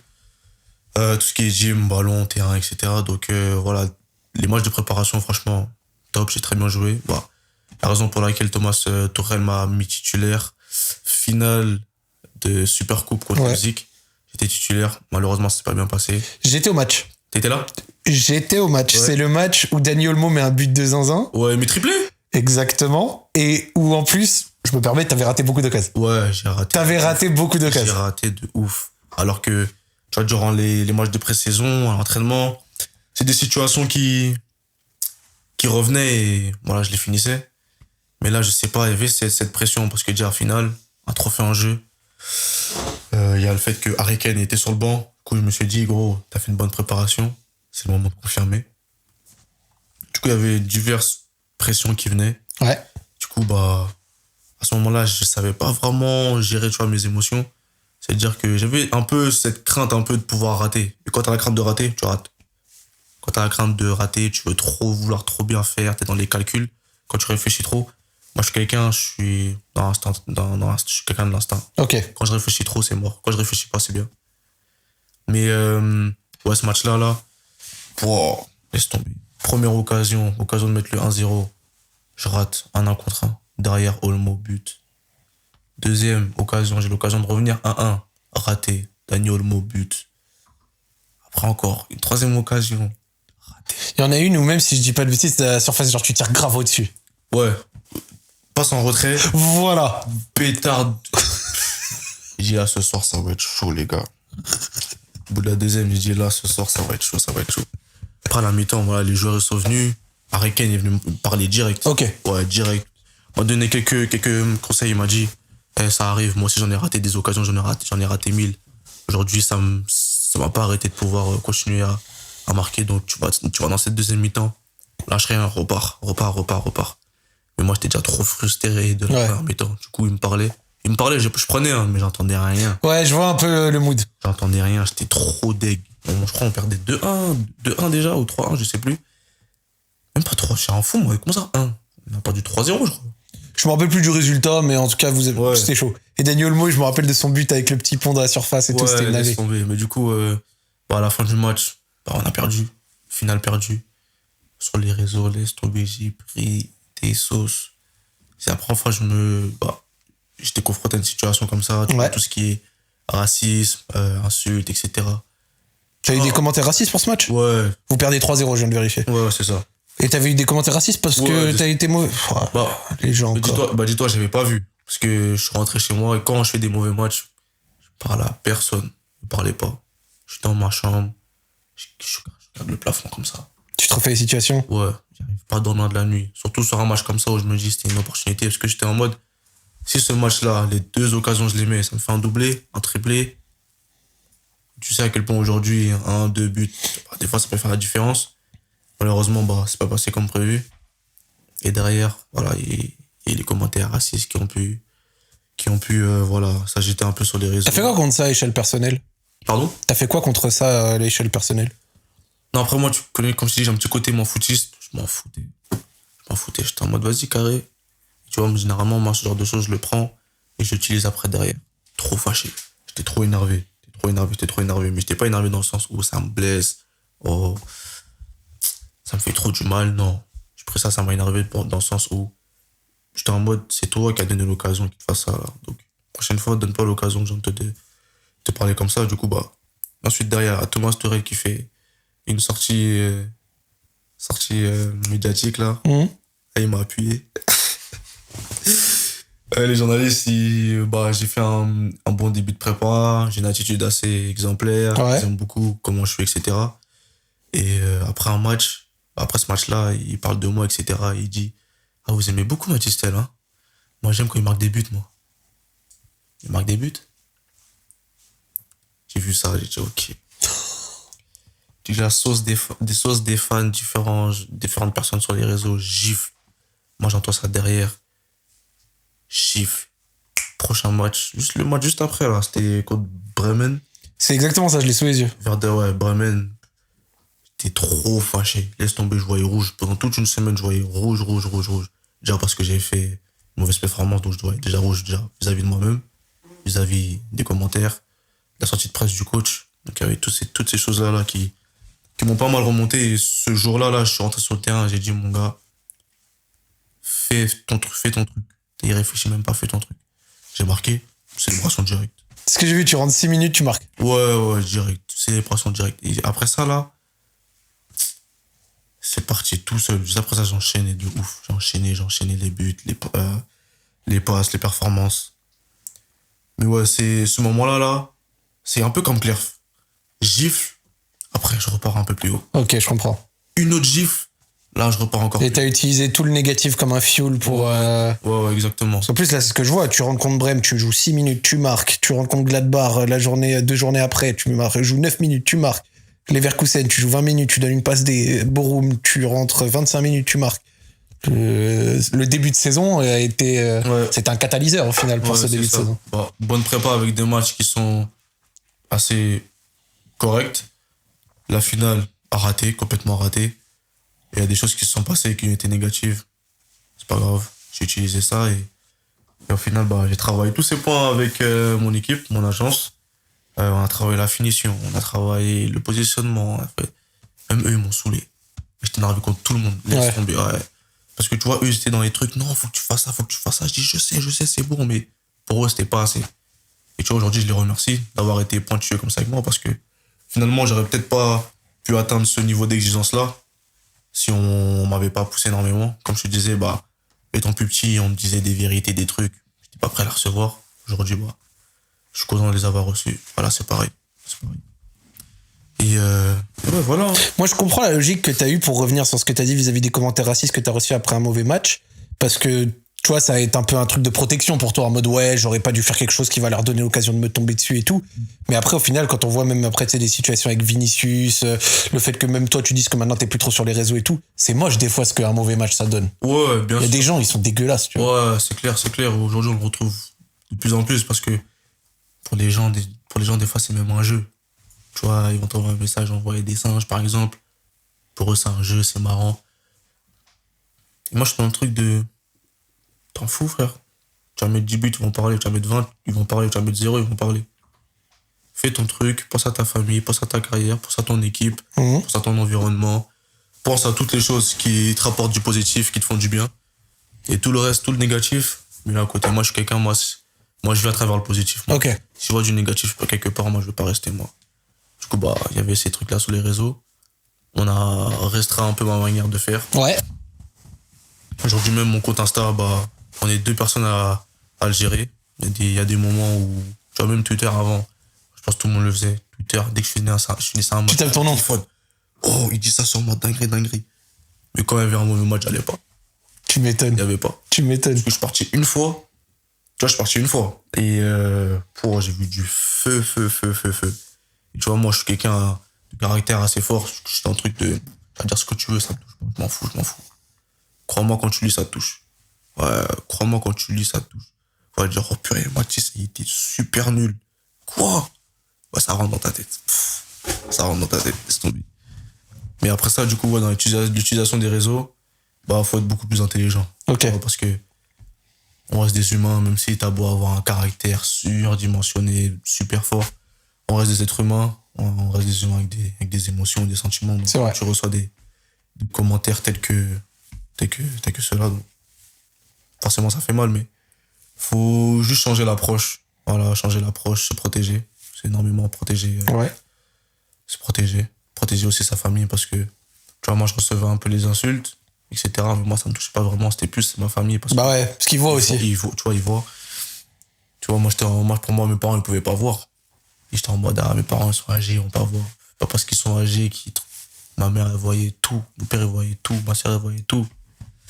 Et ouais, hein. Et comme j'ai pu le dire, bah, c'est des choses qui m'ont forgé, qui m'ont aidé, qui ont solidifié quelque chose en moi. Donc, voilà. Je suis content aussi que ça soit passé. Cette année-là, merci pour le discours d'ailleurs, cette année-là, il y a un autre truc que tu as mentionné, ça a été l'arrivée d'Harry Kane. Ouais. Justement. Et c'était quoi tes relations avec lui? Qu'est-ce qu'il t'a appris? Qu'est-ce que t'as appris à ses côtés en tant que jeune joueur? Bah déjà, je m'attendais à un mec qui vient, il vient prendre son poste, il s'en fout. Parce que moi, je le connaissais pas personnellement. Quand je me suis dit, grosse tête, il marque 1 milliard de buts en une moitié de saison. Et j'étais en mode, wow, ça va être chaud.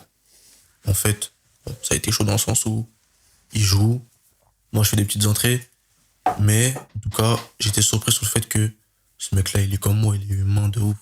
Il est humain. Il y a des moments où, tu vois, il est pas obligé, par exemple, entraînement, séance de finition. Ouais. Mon positionnement, il est pas très bien, je rate. Il te corrigeait? Il vient directement vers moi, alors qu'il est même pas obligé. Il me dit, tu vois, dans ces situations, frappe le ballon comme ça, mets-toi comme si. Mets-toi comme ça. Et au final, on a commencé à créer ce lien qui était assez fort et franchement, j'ai vraiment apprécié partager cette année-là avec lui. Franchement, c'était une très bonne année. En attaque, t'es souvent aligné en 9, mais aussi souvent sur les ailes. Ouais. Où est-ce que tu te sens le plus à l'aise au final? Parce que je sais que les jeunes attaquants, souvent, ils vont commencer à être alignés à droite, à gauche quand ils sont jeunes avant de trouver leur poste, etc. Ouais. Même moi, en tant que Lyonnais, Lacazette, il a beaucoup joué sur les ailes et puis à la fin, c'est devenu 9. Ouais. Toi, t'as que 20 ans, donc t'as encore le temps. Ouais. Mais c'est comment pour toi? Moi, je préfère... J'aime beaucoup à gauche. J'aime beaucoup à gauche parce que je peux utiliser ma vitesse, les dribbles, les frappes, etc. Mais j'apprécie aussi le numéro 9. Je dirais les deux. Les deux, mais un peu plus à gauche. Ok. Un peu plus à gauche. Tu penses à la vitesse dans les lieux? Ouais. Après, il y a des points sur lesquels je peux travailler encore plus, tout ce qui est l'explosivité, les premiers pas au démarrage. Mais ouais, c'est pas mal, hein. Je pense que je cours assez vite, hein. Je pense. Pour le point de vitesse? Ouais. Tu penses que t'es fort en profondeur? Ou tu préfères dans les pieds? Bah, moi, c'était... Non. Aujourd'hui, je préfère dans les pieds aujourd'hui. Mais avant, j'étais plus profondeur. Je sais pas pourquoi d'ailleurs. Mais j'étais plus profondeur. Mais c'est une qualité aussi de savoir faire cet appel. Ouais, c'est clair. Mais comme t'as pu le dire, bah, il y avait Harry Kane qui arrivait. Du coup, il bougeait pas en tant que neuf. Du coup, bah, fallait me trouver une place quelque part. On m'a mis à gauche. Et bah c'est à ce poste-là où j'ai pu, voilà, enchaîner les buts, les passes. Il me faisait marquer, je le faisais marquer. Du coup, voilà, on est devenus compatibles au fur et à mesure des matchs. Et... Je crois même qu'il y a un moment où, genre, sur cette saison-là, où, avec le temps de jeu que t'avais, les stats que t'arrivais à avoir, t'étais l'un des plus décisifs en Europe par minute. Ouais. Mais même de l'équipe, carrément, bah, c'était le premier. Je sais plus qui était deuxième, moi j'étais troisième, j'étais dans le top 3, tu vois, alors que j'avais pas beaucoup de minutes. Et pour être honnête avec toi, c'est mon équipe avec qui j'ai travaillé, les conseils d'Harry Kane, les vidéos, tous ces trucs-là qui m'ont permis après de enchaîner les buts, parce que tu vois, quand t'as une routine, en fait, ça se fait tout seul. Ça se fait tout seul. Plus tu travailles, plus tu répètes les gestes, plus tu cherches à devenir meilleur en étant pointueux sur chaque détail, et ben, la meilleure version de toi-même va commencer à ressortir. Donc, ouais, ça a été pas mal. C'est même cette année-là ton premier but en LDC, Manchester United. Ouais. Et ben, tu vois, j'ai marqué. Harry Kane, il est venu quand même. Il est venu. Moi, j'étais content de ouf. Ouais, j'étais concentré. Il dit, viens, tu cries, viens, vite fait. Il me dit, la prochaine fois, le ballon, il vient. Sécurise avec ton pied. Prends pas avec ton... Parce que moi, j'ai pris du genou. Il me dit que le genou, tu peux pas sécuriser. Ça se trouve, tu vas prendre tu fais contrôle avec le genou. Peut-être tu vas contrôler avec l'extérieur du genou. La balle, elle va s'enfuir. Ou elle va rentrer trop dans tes pieds. Avec tes pieds, tu peux vraiment contrôler la balle et la ramener où tu veux. Jusqu'au bout. Ouais, pointilleux. Pointilleux. Et moi, j'étais en mode... Et quand je rentrais chez moi, j'étais en mode, mais j'ai marqué, wesh. Pourquoi tu me dis ça? J'ai marqué. Et tu vois, c'est comme par hasard, 3 ou 4 jours plus tard, j'ai la même situation à l'entraînement. Je remets la cuisse, la balle, elle part. Il me regarde comme ça, il se replace. Et là, il a compris que t'avais compris. Ouais, après ça, j'ai compris. Mais maintenant, tu mets le pied. Ouais, du coup, en même temps, je mets le pied. Hein. Après, à part, je mets la cuisse que si j'ai pas le choix de mettre la cuisse. Mais si je peux mettre le pied, je mets le pied. Sécuriser, pouvoir finir derrière. Mais franchement, ça m'a impressionné le fait que je marque. Il aurait pu dire, c'est bon, il a marqué. Je peux garder mon conseil pour moi. Non, il est venu quand même, il me l'a dit. Et voilà, chaque conseil est bon à prendre. Donc. Cette année-là, c'était aussi l'année du Leverkusen de Xabi Alonso, qui finit invaincu. Vous faites match nul contre eux, puis après, vous perdez au retour. Ils étaient si forts que ça? Ouais, franchement, leur football était très réel. C'est important de le dire, parce que l'expérience de Xabi Alonso au Real, moi, je la regrette. Je pense pas qu'il aurait dû être viré. Bon, ça, c'est mon avis. Ouais. Mais au-delà de ça, genre, toi, de ce que t'as vécu en les jouant. Il a ramené quelque chose que le club n'avait pas auparavant. Vraiment, vraiment, vraiment. Et tu vois, tous les joueurs qui étaient là, il y a que celui qui est grave connu, c'est Wirtz. Oui. Il y a Frimpong aujourd'hui qui sort un peu du lot. Grimaldo aussi. Tu vois, il y avait ces joueurs-là qui étaient inconnus. Inconnus, moi, je les connaissais pas. Mais dès qu'on joue contre eux, c'est trop. Grimaldo, quand il fait ses trucs, coups francs, ces corners-là, n'importe quoi. Et lui, je le voyais sur le banc, parce que moi, je suis quelqu'un, j'observe beaucoup, je le voyais sur le banc. Sûr de ses forces, il regarde. Il donne des fois des petites instructions, mais sûr de ses forces, il regarde. Et durant toute cette saison-là, nous, le Bayern, on était en mode, mais c'est quoi ça? Du coup, nous, chaque point comptait. On se battait, bon, il y a des matchs qu'on perdait. Et vers la fin, on commençait à se gratter la tête. On se disait, ah ouais, ça devient chaud. Ils vont vraiment jamais perdre. Ils perdaient pas. Tu regardais leur match pour voir? Ouais, je regardais pour voir s'il y avait moyen de gratter quelque chose. Non, ils perdent pas. Prochain match, ils perdent pas. Et cette saison-là, ça a été une saison à vide. Hein. Je pense, je me rappelle, saison à vide. Ouais. Une saison blanche. 0 trophée. Ouais. Et à la fin de saison, c'est là que Kompany arrive. Exactement. Ça a ramené la transition vers Vincent Kompany. C'est ça. Et du coup, un Bayern où maintenant, bon, c'est sa 2e année. Ouais. Sur sa première année, l'année dernière, ça a réussi à reprendre la Bundesliga. Ouais. Et toi, de ton côté, c'est un peu particulier parce que sur le début de saison dernière, tu joues moins que ce que tu avais fait la saison d'avant. Donc en fait, c'est particulier parce que sur ta première saison au Bayern, tu joues peu, mais tu rentres, tu es un peu décisif. Sur ta 2e, tu es beaucoup plus dans la rotation, tu joues à peu près 1000 minutes et tout. On pourrait penser que sur la 3e, ça enchaîne dans ce sens-là. Nouveau coach, sur les 4 premiers mois, ça joue moins. Et après, derrière, tu vas en prêt à Tottenham. Qu'est-ce qui se passe? Attends, je mets mon jean. Mon jean, il me dérange.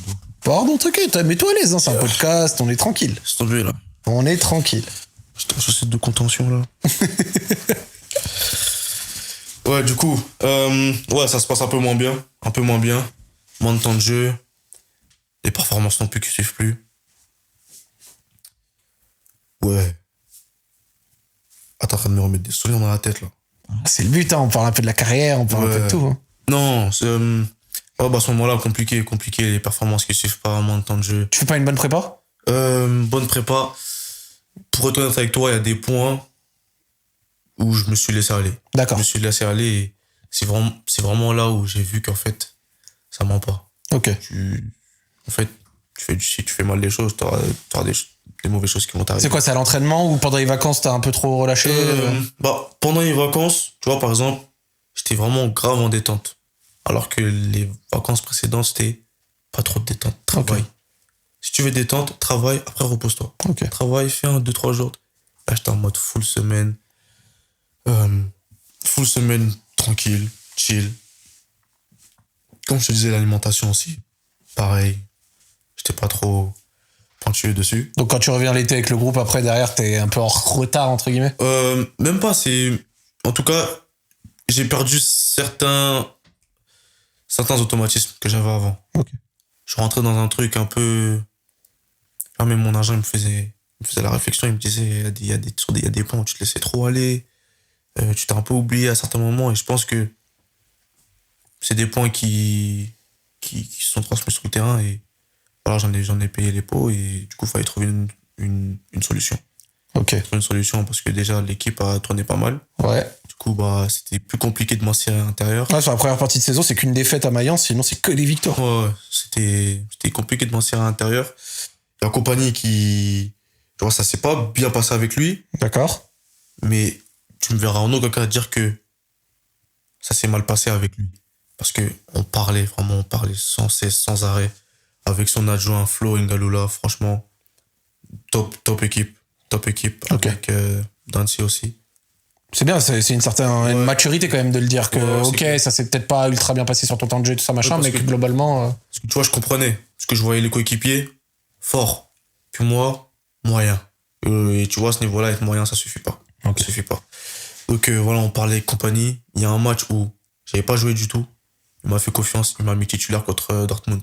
D'accord. Il m'a mis titulaire. J'ai fait quoi? Je fais 60-70 minutes. Ouais, 62. 62. Et il m'a mis titulaire contre Dortmund alors qu'auparavant, j'avais pas joué. Il m'a parlé la veille du match. Il m'a dit, je vais te faire jouer demain. Prépare-toi. Je veux que tu sentes que j'ai envie que ça reparte. Parce que je crois en toi, je crois en tes capacités. Je sais que voilà, tu peux faire de grandes choses. Donc je te mets demain. Voilà, sans pression. Fais ce que tu as à faire. Je joue. Ça se passe toujours pas comme prévu. On commence à continuer à parler encore, à chercher des solutions. Il met son adjoint Flo avec moi. Travailler les aspects, on continue de travailler, voir, chercher à savoir ce qui va pas. Et malgré ça, ça avance pas. Et moi, j'étais en manque de temps de jeu et je me suis dit, là, ça stagne. Faut que je trouve quelque chose. Et là, il y a Tottenham qui arrive, qui sort un projet assez cohérent pour moi, avec du temps de jeu. Et alors au début, j'étais pas trop pour ce que je me suis dit. Moi, je me rappelle, ça avait animé le mois de janvier quand même, hein, genre Ouais, ton cas, ça toi. avait Ça avait vraiment animé le mois de janvier. pas mal animé et je suis parti, je crois, deux derniers jours du mercato. Parce que j'ai tardé. Mais t'as tardé pourquoi? Est-ce que compagnie disait vas-y, tu peux y aller? C'était quoi un peu ta mentale, toi? Eux, ils étaient plus sur le fait de t'as besoin de jouer. Donc ils étaient d'accord sur le fait que t'as besoin de jouer. Et eux, c'était pas dans le truc de faut que tu y ailles. Ils disaient que si tu veux rester, tu restes, t'as pas de souci, t'es sous contrat. T'es pas un joueur qu'on veut écarter, qu'on veut plus utiliser. Mais aujourd'hui, on voit ton intérêt à toi, on est une équipe qui tourne pas mal. Ça gagne. T'as besoin de temps de jeu. Aujourd'hui, t'as un club qui vient, qui te garantit du temps de jeu. Et Pourquoi pas? pourquoi pas? Essaye. Du coup, moi, ça a mis du temps. Des nuits. Je réfléchis. Je me dis, est-ce que je devrais quitter? Est-ce que je devrais rester? Etc.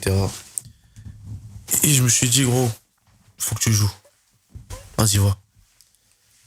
Et surtout, c'est l'aspect de tu pars en prêt. Est-ce que t'es sûr de revenir? Ça aussi, qui a fait que ma décision, j'ai pris du temps. Ok. Tu pars, est-ce que t'es sûr de revenir? Et après, je me suis dit, vas-y, calcule pas le futur. Là, c'est l'instant présent. T'as besoin de jouer ou pas? Ouais, vas-y, va jouer. Et du coup, les négociations elles se font avec Tottenham. J'intègre le groupe. Et voilà, Baptiste est le joueur de Tottenham. Juste avant de parler de Tottenham, deux choses. Déjà, un premier truc. Après presque 3 ans de Bundesliga au compteur, toi t'es un attaquant en plus, on dit que les défenses elles sont hautes, que c'est un jeu qui favorise un peu l'attaque. Toi en tant qu'attaquant, c'est quoi ton ressenti là-dessus? Aujourd'hui, j'ai eu la chance de pouvoir voir un peu. En Bundesliga, c'est vrai qu'il y a beaucoup d'espace. Avec beaucoup d'espace où tu peux vraiment faire sortir le meilleur de toi-même. Mais je dirais pas que c'est super différent de la Première Ligue. Je dirais que la Première Ligue, c'est plus intense parce que ça court dans tous les sens, vraiment dans tous les sens. Alors que des fois, chez le Bayern, par exemple, il y a des moments où on avait la possession pendant 5 minutes. Ouais. Du coup, moi, je suis tranquille, j'ai le temps de me reposer, je suis sur le côté, on fait des passes, des trucs, parce qu'on avait beaucoup la possession. Alors qu'en Première Ligue, c'est ça perd, ça va là-bas, ça repère, ça va là-bas. On repart encore. Et mais ouais, il y avait beaucoup d'espace en Bundesliga. Et ouais, en vrai, c'est tout ce que je peux dire. Moi, il y a un truc, et justement, je veux ton avis un peu dessus. Moi, je suivais beaucoup ta progression, ce que tu faisais et tout. Et au moment où tu pars pour retrouver du temps de jeu, je me disais, mais attends, Mathis, il a 18 ans, tu vois, t'allais sur tes 19, 18, 19 ans, ça reste assez jeune. Ok, il y a un nouveau coach, tu joues un peu moins, mais t'es quand même au Bayern, tu peux avoir des perspectives qui s'ouvrent, etc. Moi, je m'étais posé la question, c'est pas un peu trop vite? Ouais, ça allait très vite. Ça allait très vite. C'est pour ça que je vois, j'ai pris la... En fait, en moi, j'étais vraiment dans...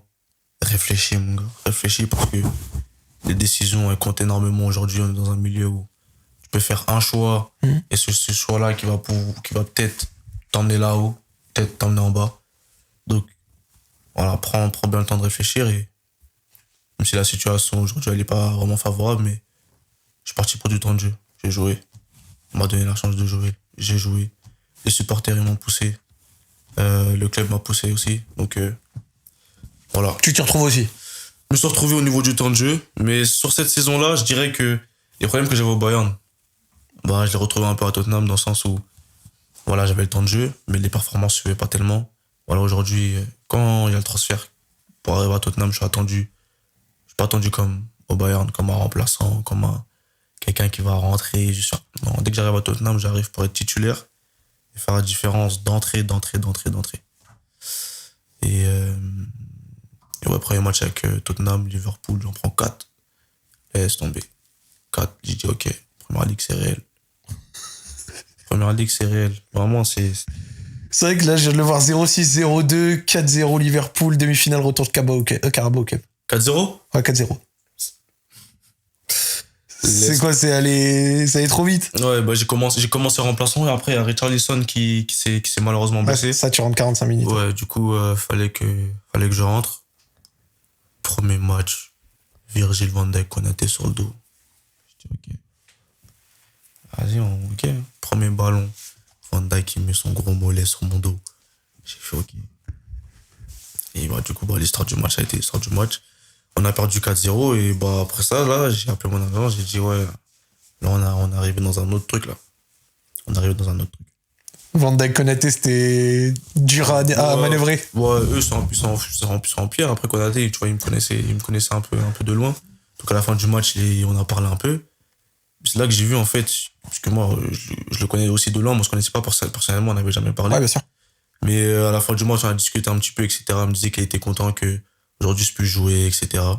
Du coup, moi j'étais en mode, donc tu m'as appuyé tout le match, là tu viens en mode tranquille. En fait, c'est bien que c'est le métier. Ouais, et en fait, c'est là je vois en fait que là, il y a le match. Mon gars, t'es mon petit, t'es quelqu'un que je connais.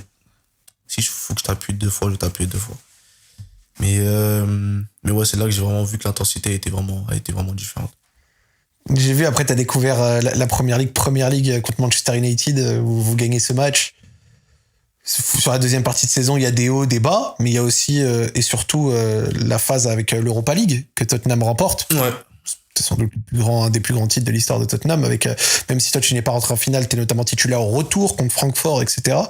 Parle-nous un peu justement de cette Europa qui a un peu animé cette deuxième partie de saison. Bah, ça a totalement animé parce que déjà au niveau du championnat, bah, notre position n'était pas si positive que ça. Voilà, on était en bas de tableau. Du coup, bah, on savait qu'on avait que la Première Ligue pour pouvoir changer les choses. Et si on voulait être ramené à avoir une compétition européenne, fallait qu'on gagne l'Europa League. Donc chaque match comptait. Tous les matchs comptaient. On avait quoi? Francfort. C'était Francfort, Bodo, Glint. Exactement. Ouais, c'est ça. Donc vous faites Francfort, Bodo. Et après la finale, c'est ça? Ouais, donc en fait, il y a le premier match, l'AZ Alkmaar. Voilà, vous perdez 1-0 là-bas, vous gagnez 3-1. Ouais. Ensuite, quart de finale, Francfort. Vous faites nul à la maison. Ouais. Et vous allez gagner là-bas. Et toi, t'es titulaire là-bas. Ouais. Quand vous gagnez. Bodo, pareil, tu joues l'aller, tu joues au retour. Et après, derrière la finale, contre Manchester United sur le banc. Ouais. Du coup, pour revenir à Francfort, moi j'ai joué. Franchement, c'était mon premier match titulaire. Non, c'était mon deuxième match titulaire en Europa League. J'étais titulaire contre Alkmaar. Mhm. Mais ouais, c'était un très bon match. Voilà, on a gagné 1-0. Ouais. 1-0. On a gagné 1-0. Ensuite, on a été qualifié pour le prochain tour. Bodo Glimt. On a joué là-bas. Si tu le vois aujourd'hui en Ligue des Champions, l'Inter qui galère contre eux. Qui se font sortir. Toi, t'as vu un peu les prémices de la bonne équipe Bodo Glimt? C'est dur. Vraiment, c'est dur. Parce que déjà, le terrain, il est petit. C'est un synthétique. Et ils ont l'habitude de jouer là-bas. Il fait froid. Du coup, t'es mis dans des conditions assez différentes de ce que t'as l'habitude d'avoir au quotidien. Mais on a pu gagner. Donc, se qualifier pour la finale. Très content. Finale. Un dernier step. Voilà, le coach a lancé son équipe. Un peu déçu parce que je suis pas titulaire. Il y a le fil du match qui part et voilà, on marque 1-0. Et là, il fait rentrer des joueurs pour fermer la boutique. Il ferme. Là, le plus important, c'est la victoire. Du coup, j'avais un peu ce dégoût de ne pas avoir pu participer à la finale, mais j'étais content parce qu'il y a un titre à la fin. J'ai pu contribuer à cette qualification. Tu l'as savouré quand même si t'es pas rentré en finale? Oui, je l'ai savouré. C'était important pour moi de la savourer, parce que pour moi, c'était aussi comme un second souffle. Pourquoi? Parce que voilà, j'étais au Bayern Munich. C'est pas passé vraiment comme prévu. Je change de club. Je joue un peu plus, voire même beaucoup plus. J'ai un coach qui compte sur moi, malgré que mes performances n'étaient pas à la hauteur des attentes. J'étais content. De mon côté, j'étais en mode, je peux pas te plaindre. Tu peux te plaindre personnellement, franchement, parce que t'es compétiteur. T'as cette capacité à vouloir jouer, à pouvoir jouer. Là, en l'occurrence, tu joues pas. Tu peux être déçu, mais c'est plus l'aspect collectif qui comptait pour moi, l'histoire du club. Donc, dégoûté, mais très content finalement. Et au final, tu l'as dit, le prêt se passe pas exactement comme tu l'aurais espéré, même si en soi tu rentres, tu marques, t'as marqué en première ligue, t'as aussi eu un impact en Europa et tout. Au final, qu'est-ce qui fait que tu restes aussi ici cet été? Alors, ce qui fait que je reste, c'est que le Bayern, forcément, comme chaque été, comme chaque club, ils font du recrutement. Du coup, moi, dans ma perception des choses, c'était ils recrutent. Est-ce que je vais là-bas pour me retrouver dans la même situation que j'étais avant? Je sais pas. Là, à Tottenham, après l'Europa League, le coach s'est fait virer. Du coup, est-ce que je repars là-bas, mais est-ce que je vais retrouver la même situation que j'ai pu avoir? Ou il y a un coach qui arrive, il va te faire confiance, tu vas continuer à jouer. Thomas Frank. Ouais, du coup, j'étais un peu mitigé. Du coup, j'ai appelé à gauche, à droite. Moi, je suis quelqu'un, j'aime pas prendre mes décisions via mes émotions. Ouais, donc tu prends des avis. Je prends des avis parce que je pense que des fois, tu peux prendre tes décisions via tes émotions, mais des fois, c'est bien de demander des avis. Du coup, j'ai eu compagnie au téléphone. J'ai eu le dirigeant de Tottenham au téléphone, j'ai eu mon agent au téléphone, j'ai eu ma famille. Et avec l'avis de tout le monde, je me suis fait mon propre opinion et je me suis dit, bon, je vais rester. Tottenham, c'était chaud de te garder? Ouais, c'était chaud. Il voulait activer la clause. Donc, la clause, elle dépendait que de moi. Si je disais je restais, je restais. Si je voulais repartir, ok, je partais. donc t'avais quand même une parole dedans. Ouais, parce que quand on a fait les négociations, j'avais vraiment insisté sur le fait que c'est pas Tottenham qui active, c'est toi. Ouais. C'est vraiment moi. Je veux que ça vienne de moi parce que je veux que ça soit naturel. Je veux pas qu'on me mette dans quelque chose où je veux pas aller là, mais tu me dis d'aller, tu vois. Et du coup, je voulais vraiment que ça vienne de moi. Et du coup, c'est venu de moi et j'ai décidé de rester. Thomas Frank qui vient. Et il me fait jouer. Et c'est là qu'il y a l'épisode avec Paris qui apparaît. L'épisode de la Super Coupe d'Europe? Ouais. Mais du coup, ouais. J'ai pris ma décision de rester à Tottenham dû à diverses discussions. Et voilà, j'ai pris ma décision. C'est quoi cet épisode de la Super Coupe d'Europe? Laisse tomber.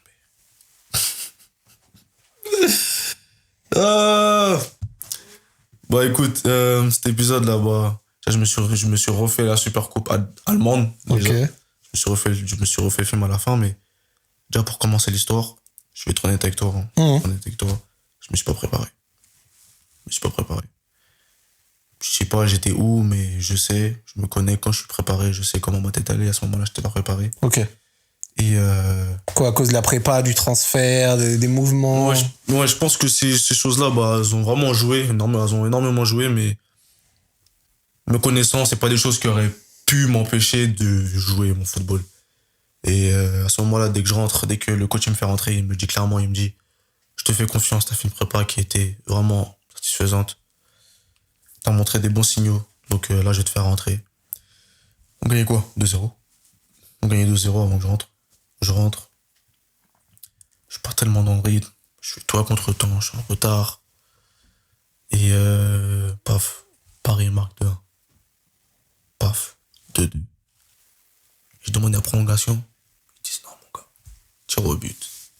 Je dis vas-y, au calme, c'est quelque chose que j'ai l'habitude de faire. Les tirs au but, ça me connaît. Je les prends. J'ai pas peur de les prendre. Et ils demandent qui tire en premier, en deuxième, en troisième. Moi, j'ai dit, je crois que c'est le troisième. J'ai dit ouais, moi je tire, 100%. Je dis, je tire, pas de souci, moi je vais tirer. Et du coup, bah, au moment de me lancer, bah, déjà, il y a Dembélé, là, déjà. Ousmane, là, il vient parler dans ma tête. Après, je place mon ballon, je fais mes petits pas. Et je me lance. Et là, je rate. Dinguerie. Dans ma tête, je suis en mode, oh. Puis, j'ai déjà raté déjà au Stade Rennais, Coupe de France. Mais j'ai pas l'habitude de rater les penaltys. Okay. Encore moins pas les cadrer. Et là, pas cadré. Et je pense que il y avait cette pression aussi qui jouait déjà du fait que j'étais frustré déjà de mon entrée. Ouais. Frustré à mort de mon entrée.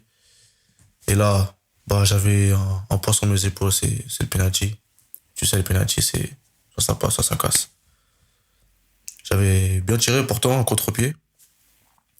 Mais le geste technique, il était pas bien exécuté. Ouais, pas bien exécuté du tout. On n'a pas réussi. Et du coup, ouais, raté. Et là, il y a mon frère là directement après le match. Je lui envoie un message. Je lui dis, mon gars.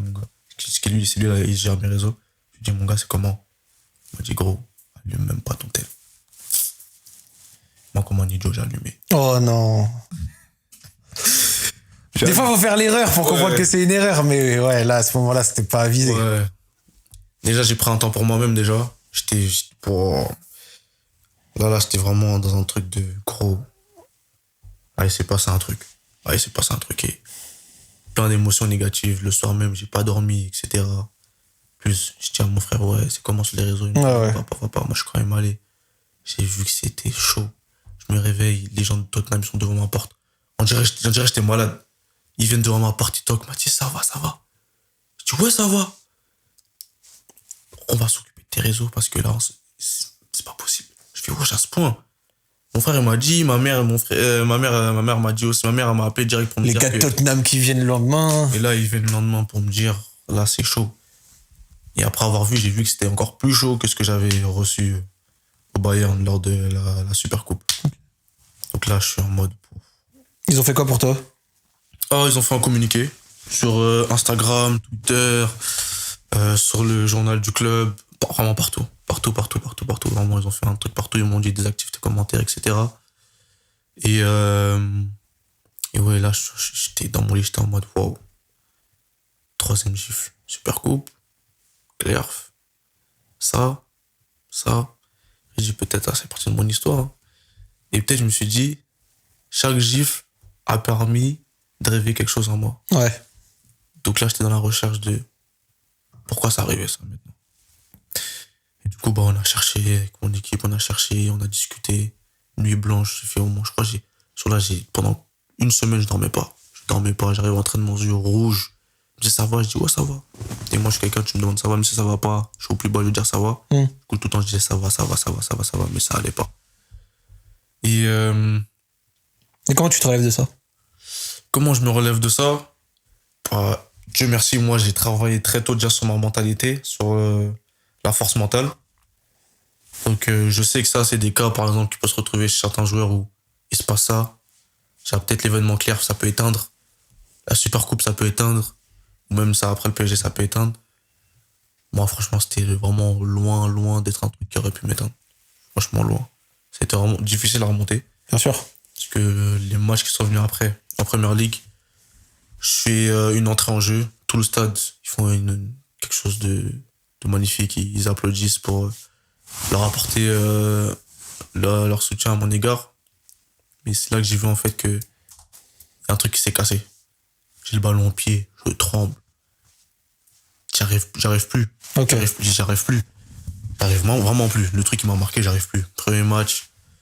Après la finale de Supercoupe, je rentre. Toutes mes prises de balles vers l'arrière. On me fait la passe, j'ai un boulevard. Je continue, je joue vers l'arrière.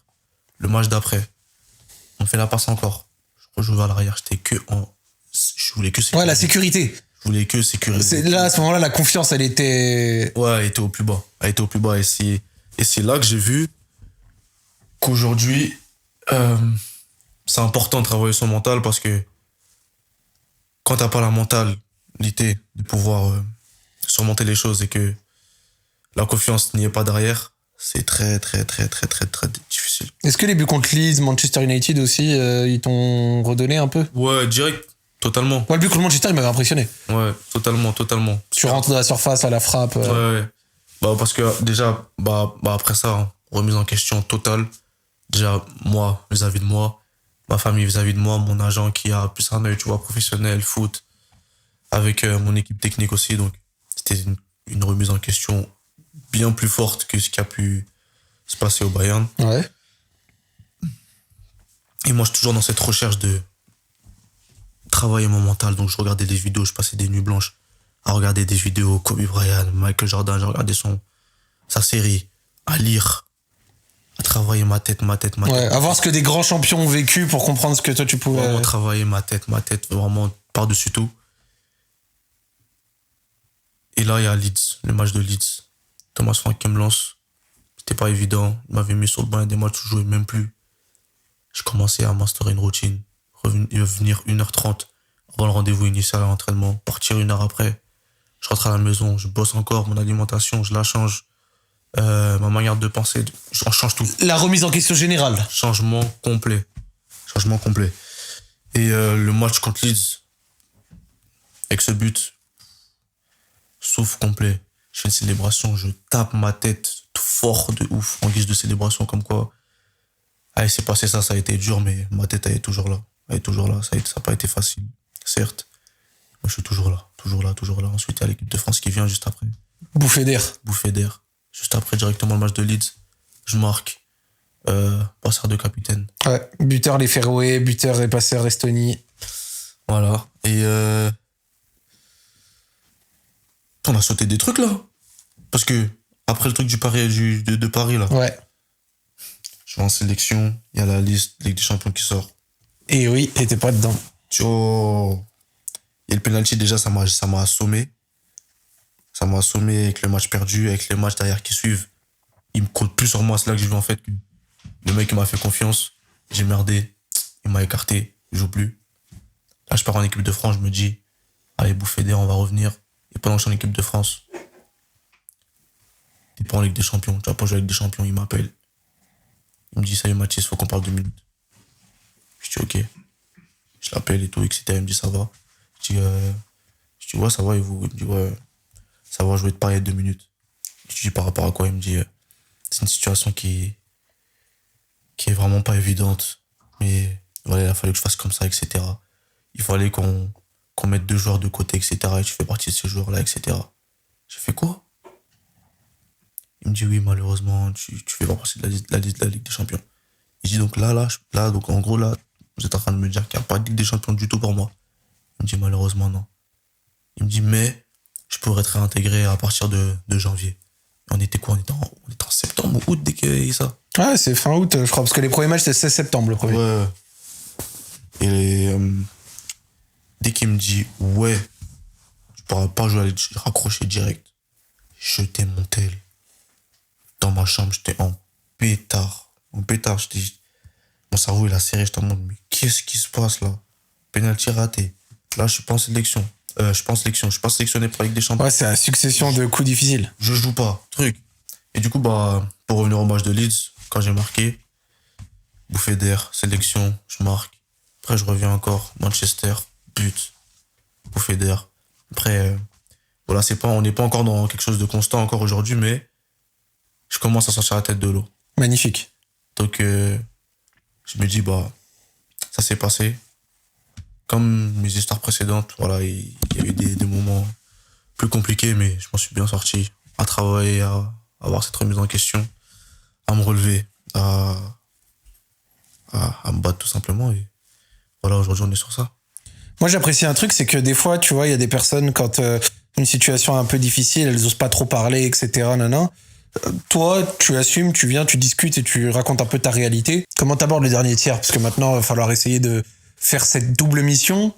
Il y a la Ligue des Champions, là, on l'a dit. Il y a le 8e de finale, parce que malgré tout, paradoxalement, l'équipe fait top 8 en LDC. Et par contre, il y a le dernier tiers de championnat où il va falloir essayer de se battre pour se maintenir. C'est quoi? Comment tu l'abordes, toi, à titre personnel? Je dirais positif. Comme j'ai pu parler, j'ai pu le dire aux copains, c'est que les gars, c'est pas fini, il reste des matchs. À la rigueur, il reste un match. Là, je vous dis, les gars, c'est cuit. Il reste des matchs. 9, entre 10 et 9 matchs. Avec des champions en plus. Donc, voilà, je leur ai dit, c'est pas le moment de baisser la tête, baisser les bras. Il reste 9 matchs, ouais. Certes, c'est pas une situation qui est favorable ou qui est positive ou qui est facile à gérer, mais ça reste du football. On a de la chance de jouer. On a la chance de jouer, on a la chance de pouvoir changer les choses à chaque match. Donc maintenant, il faut juste se mettre à la tête que maintenant, chaque point va compter. Que tous, autant que nous sommes, on doit s'impliquer, on doit être sérieux du début à la fin parce que aujourd'hui, la moindre erreur pourra nous être fatale, tout simplement. Donc moi, je suis confiant, toujours positif. Voilà, j'ai pu avoir des situations personnelles qui étaient super négatives. C'est pas pour autant que j'ai pas pu rester positif, donc c'est pas pour ça que je vais me mettre en mode c'est fini. Se battre jusqu'à la dernière seconde. Bien sûr. Moi, tant que c'est pas fini, tant que tu me dis pas c'est fini, tu vas me voir. Donc voilà, reste à voir comment on va faire, mais en tout cas, moi, je suis confiant. Je sais qu'on peut sortir de là. Vous vous êtes parlé, tout ça? Oui, on s'est parlé à plusieurs reprises. Vraiment à plusieurs reprises. On continue d'ailleurs. Pas plus tard que ce matin. À la séance, on en parle toujours. On essaie de trouver les solutions. Et ouais. Maintenant, il n'y a plus qu'à faire les choses. On vous souhaite une bonne fin de saison, franchement. Les espoirs arrivent avec un nouveau rassemblement à venir. C'est quoi? C'est un vent d'air frais, l'équipe nationale actuellement pour toi? Oui, moi j'aime beaucoup. Aller avec les espoirs, franchement, j'aime beaucoup. Parce que déjà, c'est. Comme tu dis, c'est un air frais. Tout simplement, tu sors du club, tu retrouves les copains, tu retrouves ton pays, ta nation. C'est un tout autre football parce que voilà, t'es avec les jeunes, tu peux prendre plus de plaisir.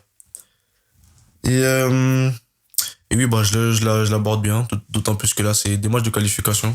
On veut se qualifier. Là, on est au niveau du tableau, on est bien. Mais moi, comment je fais, c'est tant que c'est pas fini, c'est pas fini. Du coup, il va falloir remporter les 2 prochains matchs et garantir qu'on va être qualifié pour l'Euro. La première Ligue 2025-2026, elle est décrite par beaucoup de spectateurs et d'observateurs. Il y a les anciens joueurs, Arne Slot en tout, comme un peu particulière, parfois un peu ennuyeuse, notamment avec tout ce qui va être sur les coups de pied arrêtés, les corners, des fois dans le jeu, etc. Genre, au niveau du spectacle. Ouais. Tu vois, genre dans les matchs qu'on voit, etc. C'est vrai que... Des espoirs ouais. En général. Plus des espoirs. C'est-à-dire quand tu dis les matchs. Je parle de la Première Ligue. Première Ligue, ouais. Ouais, exactement. En gros, ce que je disais, c'est qu'il y a beaucoup de spectateurs, d'observateurs, tu vois, qui parlent de ça, notamment par exemple après le Arsenal-Chelsea récemment, comme quoi, vas-y, c'est pas le style de jeu qui fait vraiment kiffer, etc. Toi, t'es un acteur, t'es un joueur de celle-ci. Comment tu la vis? Je dis la vérité, ouais. Dans le sens où, tu vois, c'est pas du spectacle, c'est vraiment... Enfin, à voir, tu vois, c'est relou. Mais c'est une équipe contre une équipe qui ont leurs idées. Et... Il y a moins de spectacle, tu vois, il n'y a pas un Vinicius qui va te faire un sombrero dribble, un Kylian qui va te mettre une poussée de balle. Là, c'est vraiment, je te dirais, plus structuré avec des idées claires. Peut-être trop, tu vois, tout ce que coup de pied arrêté, avec vraiment des trucs, des petits détails qui peuvent parfois faire la différence, mais des fois, tu peux te dire que c'est peut-être trop. Le bordel que c'est devant les gardiens maintenant avec 10 mecs qui s'attrapent dans tous les sens et tout. Moi, j'ai dit aux mecs là qui s'occupent des coups de pied arrêtés, mais moi, tu vois, pas au marquage, me mets pas au marquage. Parce que c'est le zoo. On est tous collés comme ça, et tout le monde se bouge, s'envoie au sol, se tient, tout ça. Laisse tomber. Le pauvre gardien, il peut même plus sortir correctement. Il peut plus sortir, il peut plus voir. Ouais. Mais après, pour eux, c'est un football qui... Je sais pas, en fait. Je sais pas, parce que même pour moi, des fois, je pouvais voir des matchs en mode, mais pourquoi? C'est pas nécessaire. Même, tu vois, sur les corners, les coups francs, des fois, c'est pas nécessaire, mais des fois, je pense que c'est des petits détails qui semblent être inutiles, mais parfois qui peuvent être utiles parce que ça peut permettre de gagner un match. C'est vrai. Une dernière question, et même si c'est une question un peu évidente, là, actuellement, t'es avec les espoirs, t'es capitaine, t'as fait le Bayern, t'as fait Tottenham. On te souhaite évidemment du bon. Je pense que l'équipe de France A, c'est un objectif. C'est clair. Bien sûr, ça a toujours été un objectif depuis le Bayern déjà. C'était un objectif et ça l'est toujours. Mais comme justement, j'attends ce moment depuis très longtemps. Je connais aussi les règles depuis très longtemps. C'est, tu joues dans ton club, t'es efficace, t'as plus de chances d'y être. Tu joues moins, t'es moins efficace, t'as moins de chances d'y être. Donc, on va commencer déjà à penser Tottenham, penser performance collective, individuelle. Et ensuite, dès que le moment il va arriver, il arrivera, mais c'est comme pour tout, faut le mériter. Encore plus en équipe de France. On te le souhaite, chef. Merci. C'est quoi le top 5 des meilleurs coéquipiers qui t'a joué? T'en sors 5, peu importe le poste, peu importe pourquoi, tu t'en fous juste, tu me sors 5. Ouais, c'est dur, mais bon, au bout d'un moment. Ouais. T'as que 20 ans, t'en as pas encore joué avec des centaines, tu vois. Ouais, mais j'ai beaucoup de monde, hein. Sans justification, juste tu viens, tu me dis lui, il était trop fort. Kimmich, je le ressens encore. Kimmich. C'est vrai qu'il t'a marqué, Kimmich. Ouais. Harry Kane. Amari Traoré. Ok. Je sors des anciens, moi. Vas-y. Et Là, t'en as donné 3. ouais. Il y a Ben Davies aussi, là, actuellement, là. Ok. Ouais, Ben Davies, franchement, ouais. Du début jusqu'à la fin, il est là, il me parle. Il y a des moments sur le terrain où ça allait pas, il me dit Mathis, fais ce que t'as à faire, t'inquiète. Fais ton football. Et souvent, comme ça, on est assis, on parle, on discute. Et tu vois, ça fait 1 an que je le connais. Ouais. Et tu vois, moi, je suis plus dans les trucs humains. Ouais. Et tous ces gens-là, je te les cite parce que c'est vraiment leur côté humain que j'ai beaucoup apprécié. Donc, Amari, Kimmich, Ben Davies. Qu'est-ce que je peux te dire? T'as une dernière place. Upamecano. Ouais, Upamecano. Kingsley Coman, en fait, tous les Français. D'ailleurs, tu peux Mécano, il est fort. Hein. Ouais, il est fort. Il est vraiment fort, encore plus aujourd'hui. Ce qui m'a impressionné chez lui, c'est il y a une saison où ça se passait pas vraiment bien pour lui. Ouais. Même il y a 2 ans, son match à Etihad. Ouais, voilà, c'est ça, de cette saison-là, c'était compliqué. Comment il est revenu après? La saison d'après, il a déjà l'été, là. Si tu purée. Et tu vois, c'est ce genre de choses sur lesquelles j'essaie de travailler, c'est là, ça se passe pas correctement. Tu vas revenir comment maintenant? Si là, ça se passe pas bien, demain, tu vas revenir comment? Et lui, comment il est revenu aujourd'hui? C'est le fruit du travail. Parce que, tu vois, je l'ai sur Snap, il met quelques vidéos, il bosse tout le temps. Je suis en mode, le poteau, il bosse tout le temps. Du coup, finalement, je suis en mode, mais pourquoi je suis choqué? C'est ça qu'il faut faire. Pourquoi je suis choqué? C'est comme ça que ça marche. J'ai pas besoin d'être choqué, il travaille, il récolte les fruits. Mais ouais, voilà. Ces personnes-là, franchement, c'est des bonnes personnes sur qui j'ai pu contribuer sur le terrain. Merci Mathis. Plaisir. Franchement, ça fait plaisir. Merci, ouais, grave. On a pu discuter, t'es un jeune joueur. Tu sais que je l'ai pas dit plus tôt, mais t'es le plus jeune joueur qui est venu dans l'émission. C'est vrai? À 20 ans, je n'ai jamais reçu de gens plus... Et en fait, si tu veux, même moi, je vais te dire un truc. Il y avait des gens sur ce genre de podcast, ils avaient pour moi une fausse idée. C'était l'idée de il faut forcément avoir eu une carrière entière pour avoir des trucs à raconter. Ouais. Oh non. C'est faux. Ouais. Il y a des gens, 20, 21, 22, 23, vous avez déjà un vécu intéressant, il y a toujours des trucs à dire. Ouais. Et là, tu viens de nous le montrer, donc merci. C'est le premier, t'as dit le plus jeune? Le plus jeune. Ok. Magnifique. Toi, t'es le premier avec qui je me livre comme ça, moi je parle pas. Eh ben, regarde. Tu vois, je suis venu jusqu'à Londres et franchement, là, tu m'as donné. Donc, un grand merci, Mathis. Ouais. Et on te souhaite du bien pour la carrière, merci, pour la gentil. suite à Tottenham, que vous puissiez faire une bonne deuxième partie de saison et que après derrière, tu puisses atteindre tes objectifs, équipe de France, etc. Merci. En tout cas, nous, on sera là pour suivre. Et je te remercie, Mathis, t'es une bonne personne. Plaisir. Merci beaucoup. Merci. Un grand merci à tous ceux qui ont permis à la production de cette émission, comme d'habitude, Alex à la régie, Hugo, les proches des Mathis, tout ça, tous ceux qui ont permis que cette émission se passe. Zach en roue libre en Angleterre, c'est en 2 épisodes. Hein, donc il y a un autre Zach en roue libre qui arrive dans quelques jours avec un autre joueur. Mathis était le premier, il est venu ouvrir le bal et j'espère que vous avez kiffé.